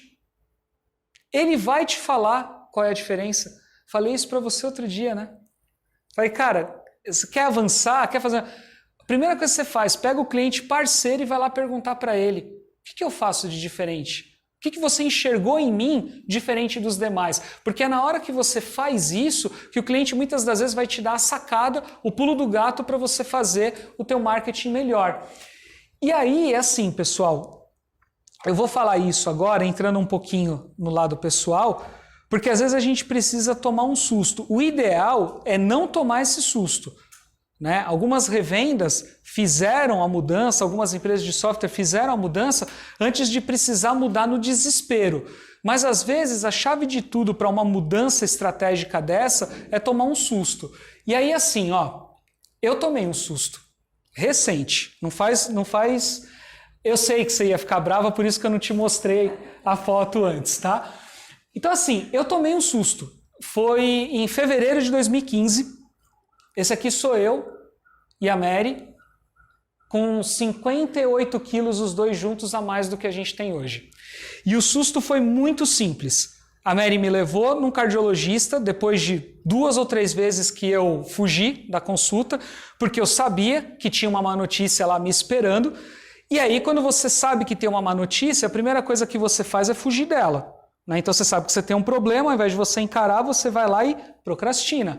Ah, eu sei que eu preciso fazer marketing, mas pô, tem uns boletos para pagar aqui, deixa eu pagar meus boletinhos, deixa eu atender aqui a empresa de telefonia, deixa eu ver o seguro do prédio, como que tá. Não, cara, você precisa fazer marketing, velho, essas coisas você delega, faz depois. Não, mas puta, tenho que receber o fornecedor aqui, aquela história toda. Então o que aconteceu foi muito simples. Esse aqui era o cenário, todo mundo falava para mim que eu precisava me cuidar, eu tinha pressão bem alta, e para piorar, nessa época aqui eu fiquei alguns meses sem tomar remédio. A minha cabeça era simples, já que é para ir no médico, eu vou no pior cenário possível. Vamos ver como é que eu tô mesmo de verdade. E aí no dia que a Mary conseguiu me arrastar até o médico, ela estava junto dentro da sala, a médica pediu para eu deitar, eu deitei numa maca na sala dela, e na hora que ela mediu a pressão, 18/11. Deitado. Simples assim. Eu tinha 31 anos nesse dia. Tá? Aí eu sentei, ela olhou para mim e falou simples. Você vai morrer. Simples. Você não chega nos 40 anos desse jeito. E aí, cara, você com 31 anos ouvir um negócio desse, você fala, pô, mas não é possível. Me falaram a vida inteira que eu vou chegar nos 70, nos 80. Como assim eu vou morrer com 31 anos? Isso não faz o menor sentido. Aí ela falou, então, a sua situação é simples, você não pode fazer exercício. Falei, como é que é? Falei, você não pode andar rápido, porque se você andar rápido, você corre o risco de passar mal. Falei, como é que é? Falei, é simples assim. Então você vai fazer o seguinte, a primeira coisa que você vai fazer é ir numa farmácia, comprar um remédio de pressão tal, você vai estabilizar a sua pressão, vai fazer os seus exames, daqui a um mês eu vou te ver, e aí a gente vai pensar na possibilidade de você fazer algum exercício físico. Simples assim. Aí eu fiz exatamente o que ela pediu para fazer. Nesse dia, eu tinha um encontro na casa de um conhecido, o Alberto Leite, que chegou a ser um dos sócios da IT Media. O Ramiro Martini da 5TI estava lá também, a gente foi bater papo, comer uma pizza, e aí eu fiz exatamente o que a médica pediu para fazer. Eu comi 6 pedaços de pizza e tomei quase 1 litro de Coca-Cola nesse dia à noite. Exatamente o que ela falou para fazer, mas usei isso como desculpa para falar o seguinte, a partir de amanhã a minha vida vai ser outra. E foi exatamente isso que eu fiz, tá? Primeiro, comendo coisas que eu detestava, salada, mas enfim, tinha que dar um jeito. A única coisa que eu cortei foi refrigerante. Refrigerante eu não bebo mais. Então, e tento evangelizar as pessoas a não beberem. Então, nós vamos ter um almoço daqui a pouco aqui, não tem refrigerante. Quiser, pede para o iFood entregar uma Coca-Cola aqui para vocês. Tem suco, tem água e café. Refrigerante, esquece. Simples assim. E aí, o que a gente começou a fazer? Primeiro na cabeça, consciência. Cara, alguma coisa está errada. Eu como por ansiedade. Por que eu como 1 quilo no almoço? E ó, tem gente aqui que não me deixa mentir. Comia ou não comia, Wagner? Comia. Não comia? 1 quilo no almoço? Bastante. Era muito, cara. Era desesperador. Eu ia comendo, ia suando, ia enxugando suor e comendo, parecia um cuscuz. Não parava de suar o tempo inteiro. Era horrível, mas por quê? Ansiedade, a minha cabeça não estava legal. Minha cabeça tinha algum problema ali. Então a primeira coisa foi criar consciência disso. Segunda coisa, reduzir drasticamente a alimentação. Mês 1, para vocês terem uma ideia da situação, mês 1 disso, eu perdi 10 quilos, de tão inchado que eu estava. Então devia estar tudo lascado, comecei a fazer os exames e aí começa a corrigir aquela história toda e tal. Bom, 4 anos e pouco depois disso, eu tinha perdido uns 20 e poucos quilos, mas não estava bem ainda de saúde, ainda estava com o colesterol um pouco alto, estava aquele negócio todo, tal, não sei o quê. E aí eu encontrei um exercício físico que me agradou, eu comecei a pedalar. Mas não na rua, porque eu sou muito Nutella. Vocês não têm ideia. Eu não gosto de barulho, eu sou chato pra caramba. Vocês acham que eu sou uma pessoa legal? A Mary que me aguenta, cara, eu sou terrível, terrível. Então, como é que eu vou pedalar? Pedalar em estúdio. Então, achei um lá em Alphaville que tem isso daí e comecei a pedalar e comecei a tomar gosto e aí comecei a fazer exercício físico e tal, não sei o quê. E essa foto a gente tirou em junho. Nas férias, lá no Machu Picchu, um lugar que a gente queria conhecer bastante. A diferença de peso aqui são 34 quilos para mim e 24 quilos para a Mary, que acabou vindo na brincadeira e o negócio deu certo. E hoje eu faço exercício físico de 5 a 6 vezes por semana. Para abrir mão desse negócio precisa cair o mundo, caso contrário eu não abro mão mesmo, porque me faz muito bem. E ontem a médica finalmente me deu um laudo para eu entregar lá na empresa do meu seguro de vida, dizendo, ó, você definitivamente não é mais um hipertenso. Já faz 1 ano que eu não tomo mais remédio e agora você pode ir lá e falar para eles que você não vai morrer disso. Você pode morrer de outras coisas. Então, pode ir lá e reduzir o valor do teu seguro de vida e da tua previdência. Oba, muito bom.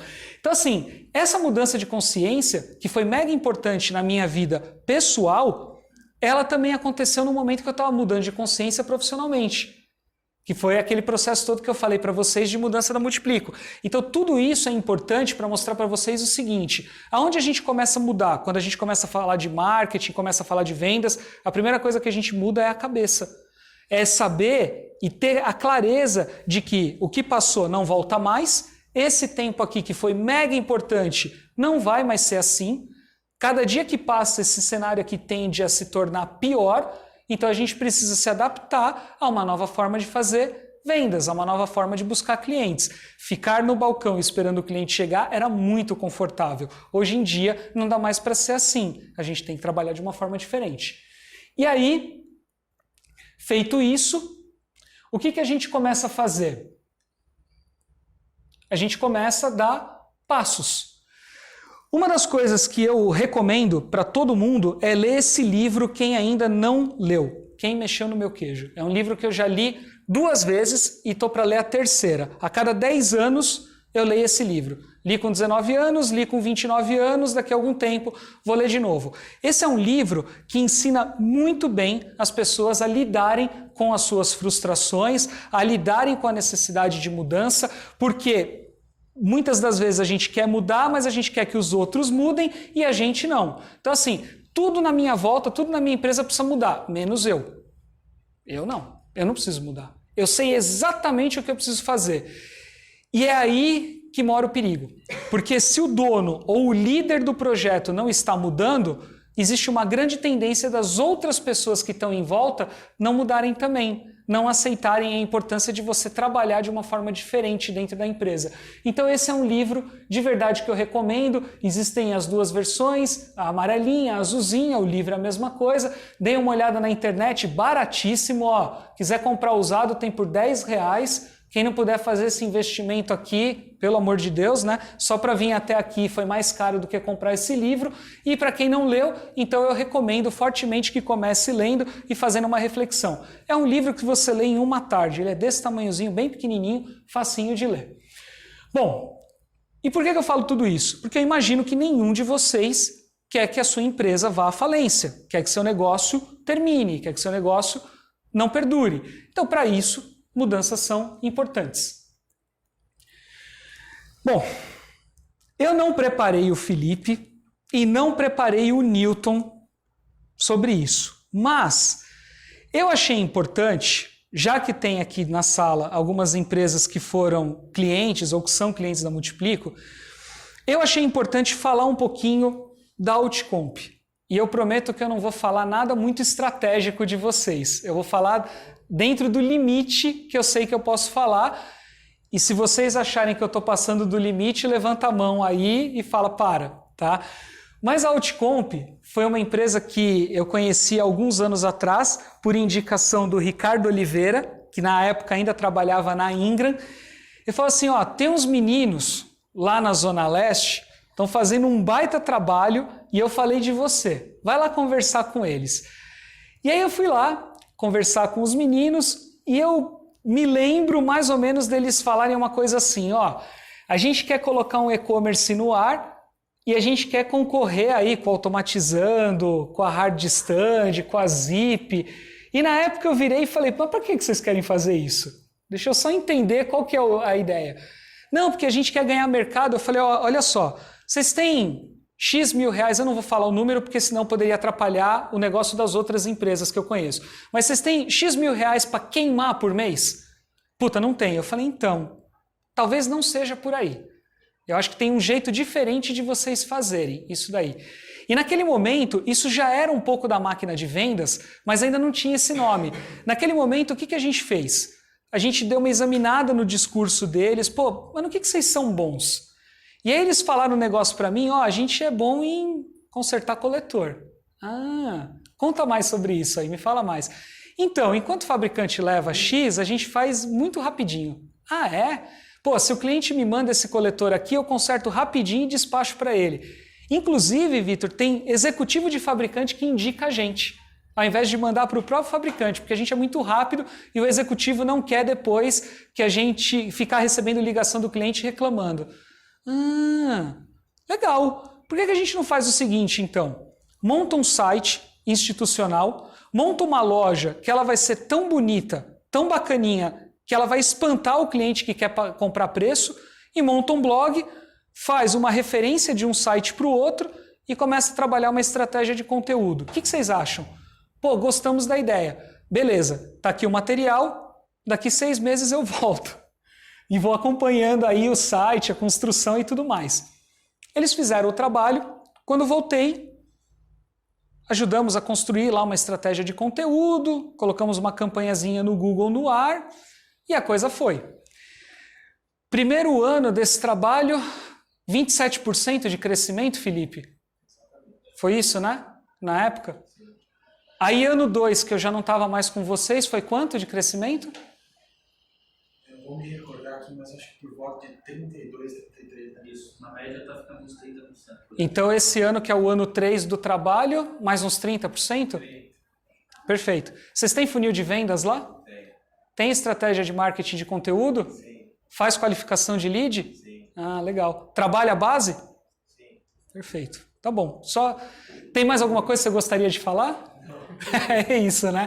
Então, assim, a Outcomp foi uma empresa que a gente acompanhou lá atrás e ainda sem o produto chamar a máquina de vendas, ainda meio assim e tal, a gente foi pegando todos esses conceitos e levando para dentro. Falando, ó, arruma aqui, dá uma ajustadinha ali, vamos fazer a campanha assim. Puta, eu não tenho muito dinheiro para a campanha, Vitor. Ou esse não tenho muito dinheiro não é um problema de caixa, é um problema de confiar. Eu não vou botar todas as minhas fichas nisso, eu preciso me proteger. Ah, é? Então faz o seguinte com a campanha. Ao invés de deixar ela ligada de segunda a sexta, e eu falo isso tranquilamente porque falo para todo mundo, ao invés de você deixar ligado de segunda a sexta 24 horas por dia que não resolve porra nenhuma, liga a campanha do Google das 9 às 5h30, que é quando tem gente aqui. Porque depois teu cliente vai ligar, não vai ter ninguém para atender mesmo o telefone, deixa ligado só esse horário. E ó, nesse horário aqui você vai fazer um estrago. Então você vai começar a incomodar a tua concorrência. Já se prepara para subir o custo por clique, porque a concorrência vai reagir e você vai ter que subir. Os meninos que trabalham comigo sabem que é a mesma coisa que a gente fala para todo mundo. A estratégia é rigorosamente a mesma. Deixa a campanha ligada um sábado para você ver o inferno que vai ser na tua vida. Então, se você não quer trabalhar de sábado, só liga de segunda a sexta. E escolhe essas palavras aqui. Tal, escolhemos umas palavrinhas muito estratégicas para o negócio dele e a Outcomp passa ao largo da concorrência de hardware. O cliente chega até ela por outra ótica, totalmente diferente. Com a campanha desligada no sábado, tem muita adesão. Com a campanha desligada. Por causa do conteúdo. Aqueles posts, aquela história. Então, a gente não está reinventando a roda. O que foi feito lá é o que a gente coloca para todo mundo. É exatamente a mesma estratégia. Por isso que a gente se sentiu confortável em transformar isso num método, porque a gente sabe que ele funciona. Tá? Esse daqui também é divertido. Eu também não preparei a Lilian para isso. Mas é o seguinte. O que aconteceu na Automação 2000? A referência em food, né? Revenda, puta estrutura, um monte de cliente e tal. Começa a examinar. Começa a olhar a forma de fazer. Edu, vocês usam CRM? As mesmas perguntas, sempre as mesmas. Vocês usam CRM, Edu? A gente usa, mas o vendedor não alimenta. Tá. Legal. O que você tem para fazer amanhã? Puta, vou na filial tal. Se tivesse um cliente com um contrato de 10 mil para fechar, você iria com o vendedor? Claro que eu iria. Falei, então, cacete, você não usa o CRM? Como é que você vai saber se o vendedor está trabalhando um negócio desse? E pior, como é que você não sabe se o vendedor está com dificuldade de vender num cliente desse e está varrendo a sujeira para debaixo do tapete para que você não saiba que esse cliente existe? Porque tem muito vendedor que faz isso. O vendedor usa a desculpa de não usar o CRM porque ele não quer demonstrar as deficiências que ele tem, quando na verdade é na deficiência que a diretoria vai e corrige. Então eu falei, Edu, você se dedica pra caramba para trazer um lead fantástico para dentro da empresa e na hora que o vendedor precisa do teu apoio você não consegue ver porque você não usa o CRM. Beleza, então vou começar a usar o CRM. Aí tá bom, bota o CRM para rodar. Começo a ver lá umas oportunidades, puta, tudo misturado, software com hardware, contrato de mensalidade. Eu falei, Edu, não pode, cara. Contrato de mensalidade não é o que você quer? É o que eu quero. Então tá bom. Se tiver um lead de 5 mil reais aqui e um lead de 10 mil, em qual que você vai? Eu vou no de 10. Ah, é? E se esse de 10 for 9.500 de hardware e 500 de software e 4.000 de software e só 1.000 de hardware? Como é que você sabe do jeito que você está usando o CRM? Puta, faz sentido. E aí começa a mexer, começa a trabalhar. E aí, Lilian, se você quiser falar alguma coisa, fica à vontade. Só que realmente a utilização do CRM foi imprescindível para a gente. A partir dele é que a gente passou a tomar conta e saber de onde vem quem são os nossos clientes mesmo.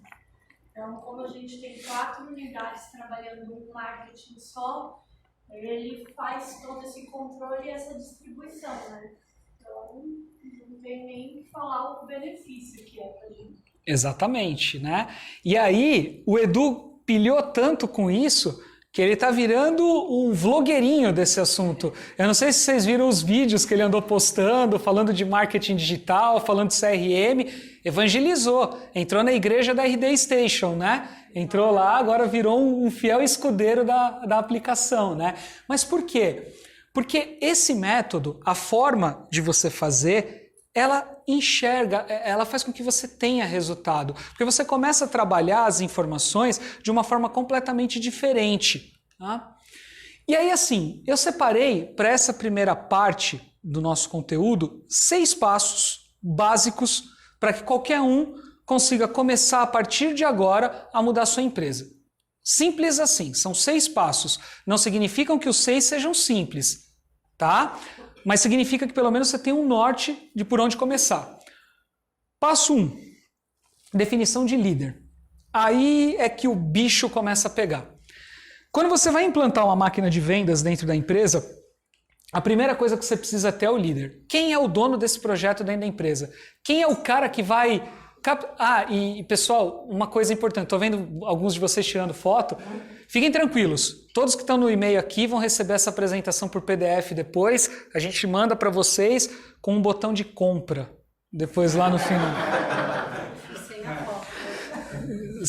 Não, com a foto. Precisa lembrar, a médica falou que ia morrer, pô.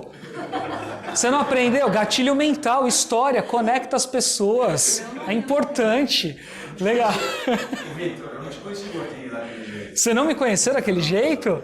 Quem lembra de mim daquele jeito? Vixe, mais gente do que eu gostaria.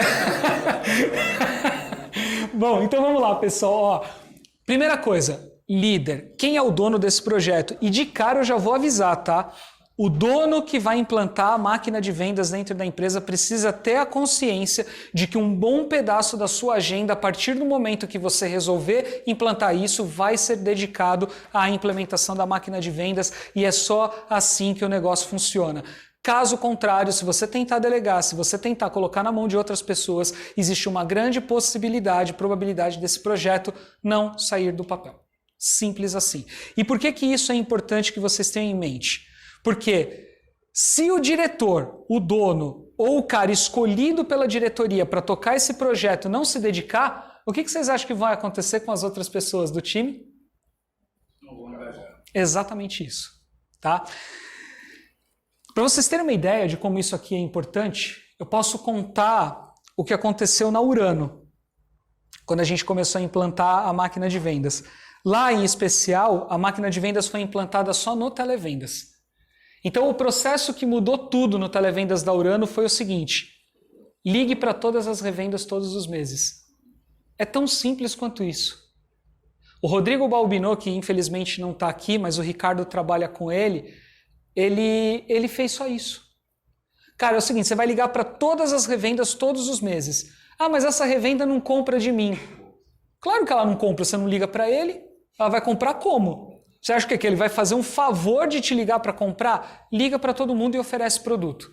Aí foi a primeira coisa que a gente fez. Pum, Televendas foi lá e deu um puta crescimento. Aí a cereja de bolo foi o seguinte: como você, Urano, agora ajuda a revenda a tirar essa balança de dentro do estoque dela? Você já fez uma parte do trabalho, você colocou a balança no estoque da revenda. Agora você não pode terceirizar o problema na mão da revenda, você tem que ajudar o cara a vender. Como é que você vai fazer isso? E aí todo o resto da construção da máquina foi apoiado em cima desse pilar. Não adianta estocar a revenda. Os revendedores aqui sabem disso. Estocar a revenda é terceirizar o problema do fabricante, né? O fabricante precisa ajudar a revenda a vender. Não entregando um lead. Pode até ser assim, mas eu acho que não é assim que a coisa funciona. Muito se fala no Brasil que o governo dá o peixe e não ensina as pessoas a pescarem, né? Por que o fabricante vai te dar o lead pronto ao invés de te ensinar a ir atrás do cliente? Então, eu acho que a roda ela precisa ser invertida, né? O fabricante ele tem a obrigação de formar bem a revenda para que a revenda desove o estoque que você está colocando lá dentro. É tão simples quanto isso, tá? Então, defina um líder.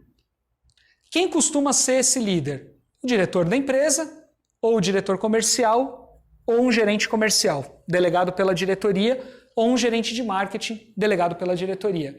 Essa é a figura que vai tocar a máquina de vendas dentro de casa. Eu não vejo a menor possibilidade do Eduardo tocar um negócio desse. Você sabe disso, né, William? Talvez você. O Eduardo, eu não sei, não vejo muito essa possibilidade. Bom, funil de vendas e CRM. Ah, Vitor, a gente tem um CRM.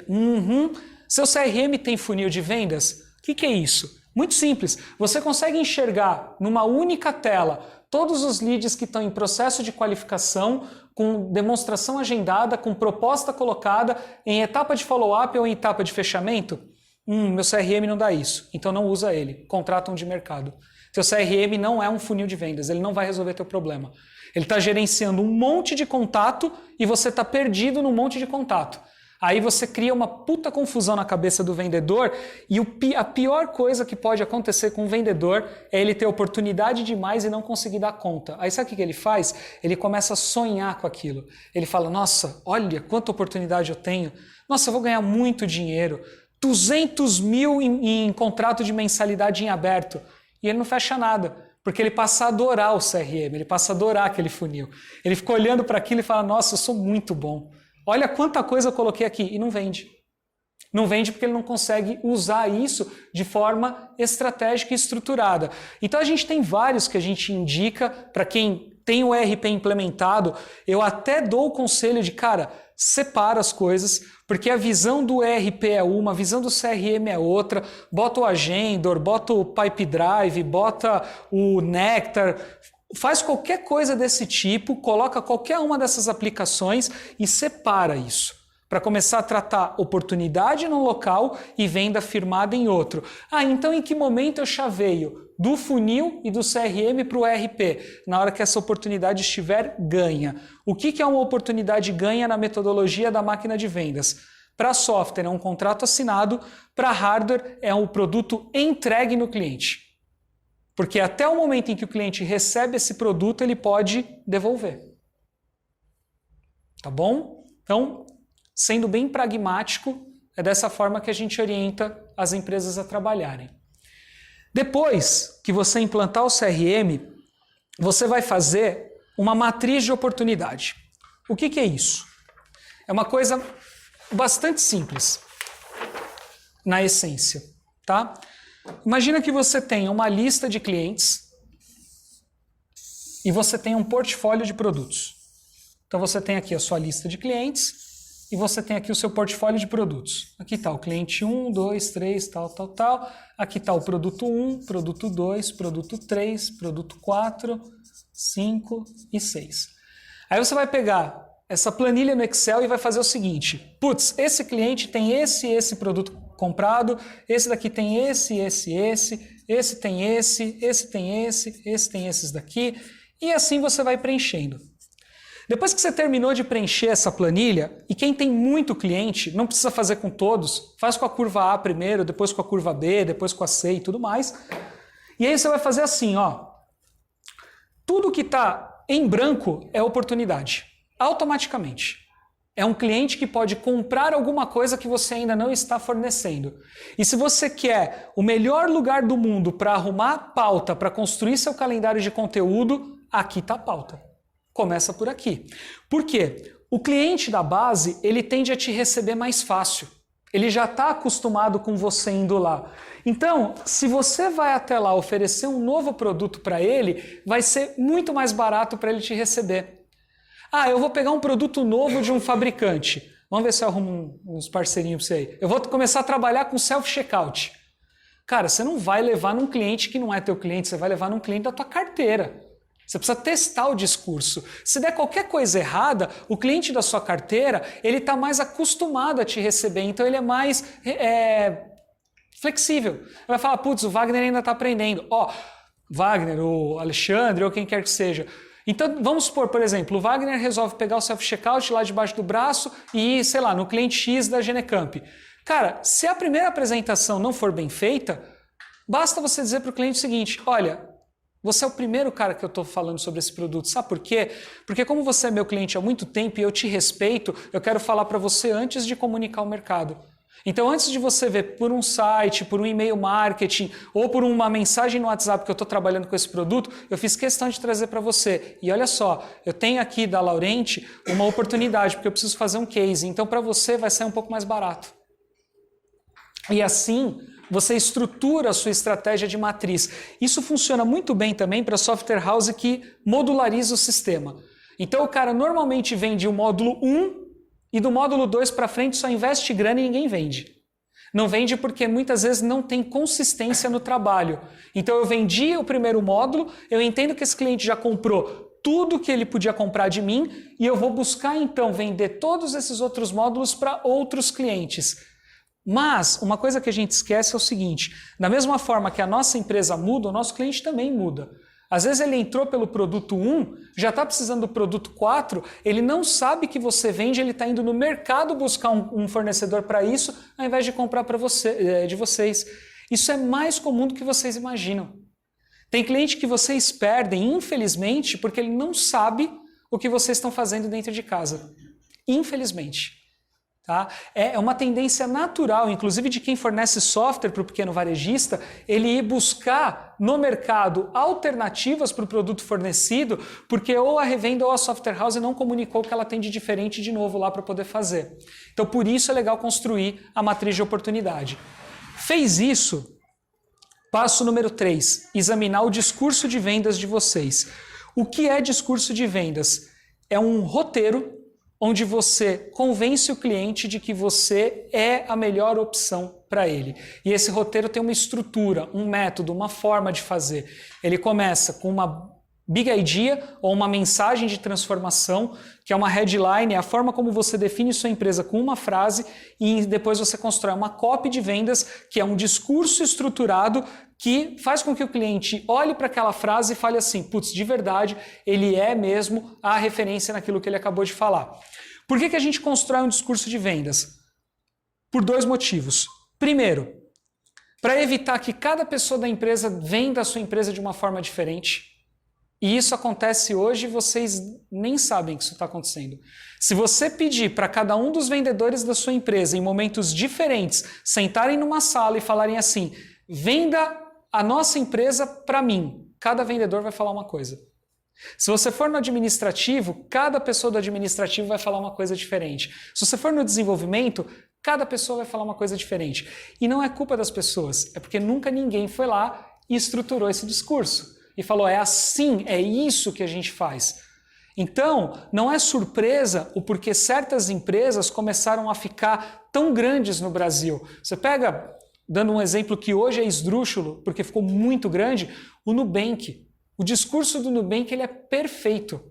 Cartão, aplicativo, site, tudo conversa, rede social, é tudo muito estruturado. Aquilo não é à toa, aquilo foi pensado. Alguém foi lá e falou assim, gente, nós vamos nos posicionar no mercado assim, nós vamos vender a empresa assim, e aí depois que você monta a sua mensagem de transformação e a sua copy, você vem e encaixa os produtos. Começa a ficar muito mais fácil, porque você está vendendo a sua empresa, você não está vendendo o produto do seu fornecedor. Tá?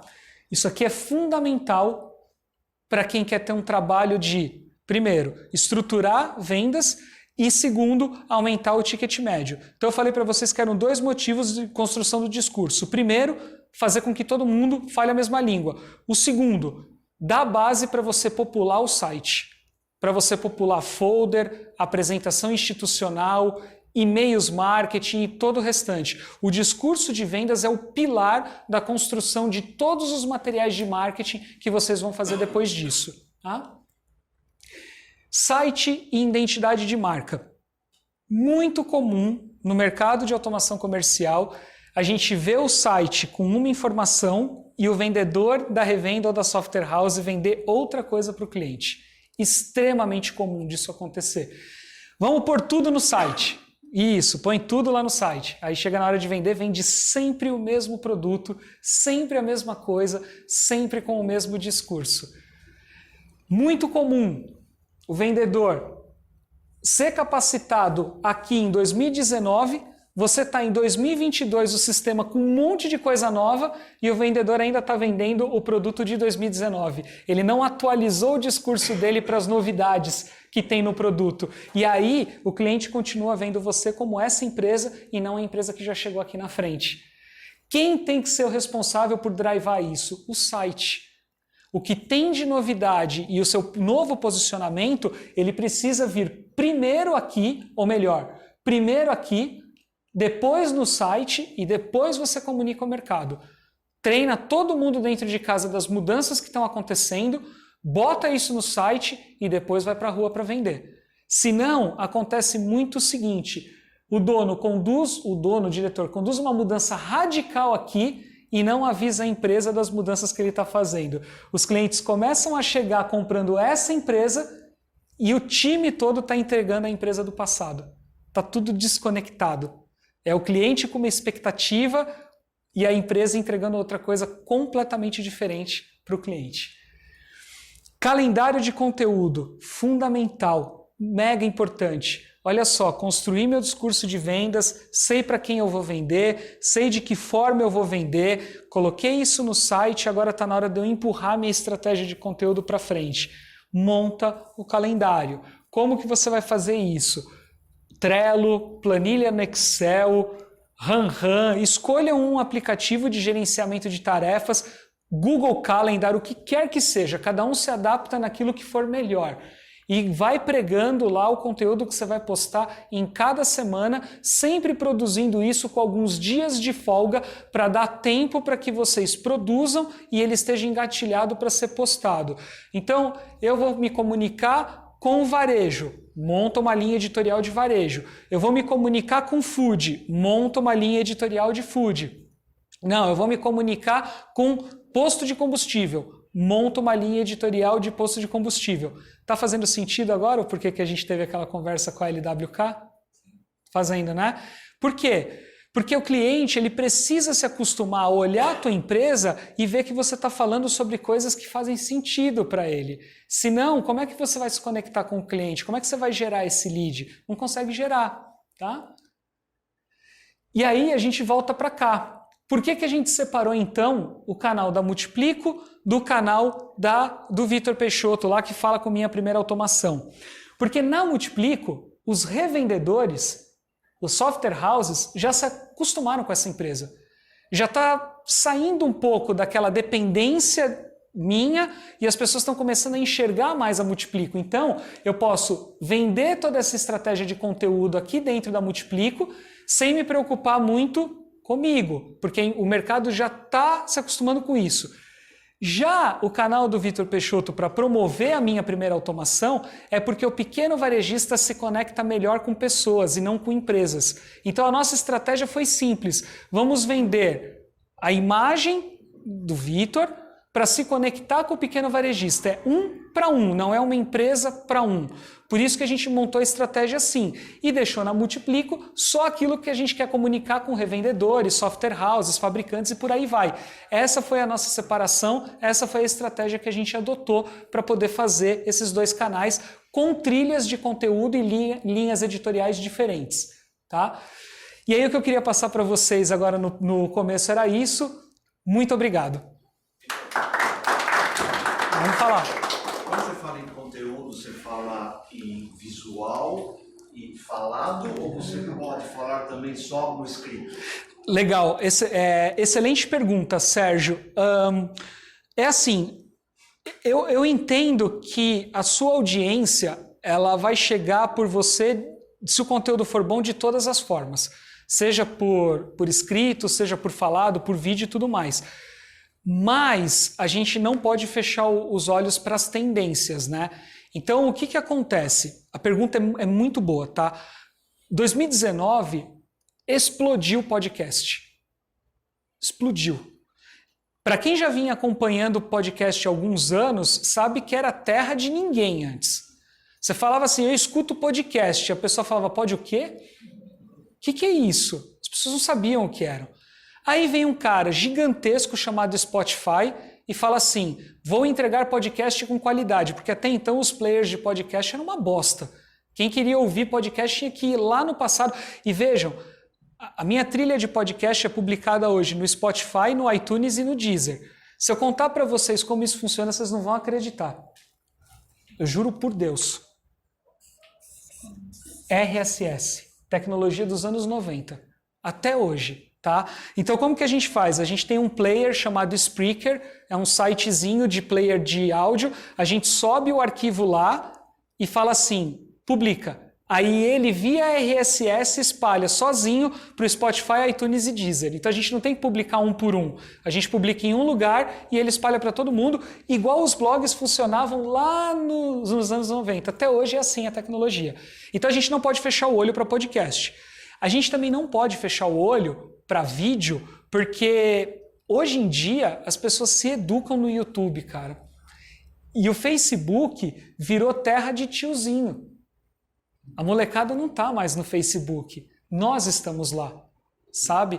Então as pessoas compram as coisas por lá. A gente não pode mais ficar fora deles. Então, certamente o engajamento de vídeo e de áudio hoje é maior do que texto. Só que um texto bem escrito vai gerar lead para você do mesmo jeito. Um e-mail muito bem escrito para uma lista de clientes quente vai trazer você até aqui. Veja, vocês vieram para cá conversar comigo por duas abordagens só. Um e-mail e mensagem no WhatsApp. Eu não fiz vídeo, eu não fiz podcast sobre esse evento, eu fiz uma comunicação direta e funcionou. Então, para não parecer genérico demais virando para você e falando assim, você precisa aprender com a sua audiência, porque isso é o que todo mundo fala. Eu diria para você o seguinte, testa as 4, usando a mesma estratégia que eu falei aqui, do calendário de conteúdo e de você produzir um pilar e espalhar tudo a partir dele. E aí, com o tempo, você vai perceber o que vai funcionar melhor para a sua audiência. Mas eu testaria as 4 possibilidades. Para começar, a que me dava mais conforto era texto, por causa daquele histórico de escrever no CRN e tudo mais. Então, quando eu resolvi voltar a publicar conteúdo, foi texto primeiro. Até aquele dia lá que vocês viram eu vesgo lá olhando para a câmera, tentando me virar para fazer o primeiro conteúdo. Mas eu acho que vale a pena testar tudo. Agora, tem uma coisa que funciona muito bem, que foi inclusive uma ideia que eu dei recentemente pro Isaac. Aqueles caras mais quentes, você deve ter uma lista de 5 a 10 clientes que são mais quentes, ou até mais do que isso. Esses é assim, marca uma reunião e vai lá, e testa presencial o discurso. E quando terminar, fala assim, cara, eu não vim aqui te vender nada, eu só quero um feedback, tá bom ou tá ruim? Se o cara for teu amigo de verdade, ele vai te dar o feedback. Vai falar, Sérgio, foi do cacete, ou vai falar, ó, aqui a coisa não funcionou. E aí você vai ajustando. Porque, acredite no que eu vou te falar, os primeiros clientes da Multiplico foram os meus amigos. O Wagner, mais do que meu patrão no passado, a gente criou um laço de amizade. Eu tenho amizade com o Eduardo Duran hoje, eu tenho amizade com a Lê, com o Isaac, são pessoas que eu tenho mais proximidade. O Felipe, os meninos, sacou? Então, assim, esses caras hoje são meus clientes. O Leandro virou cliente também esse ano, a Urano. Eu tenho relacionamento pessoal, assim, né, de amizade e tudo mais. E eles são meus clientes, entende? Então é legal testar para poder ver o que vai se encaixar melhor.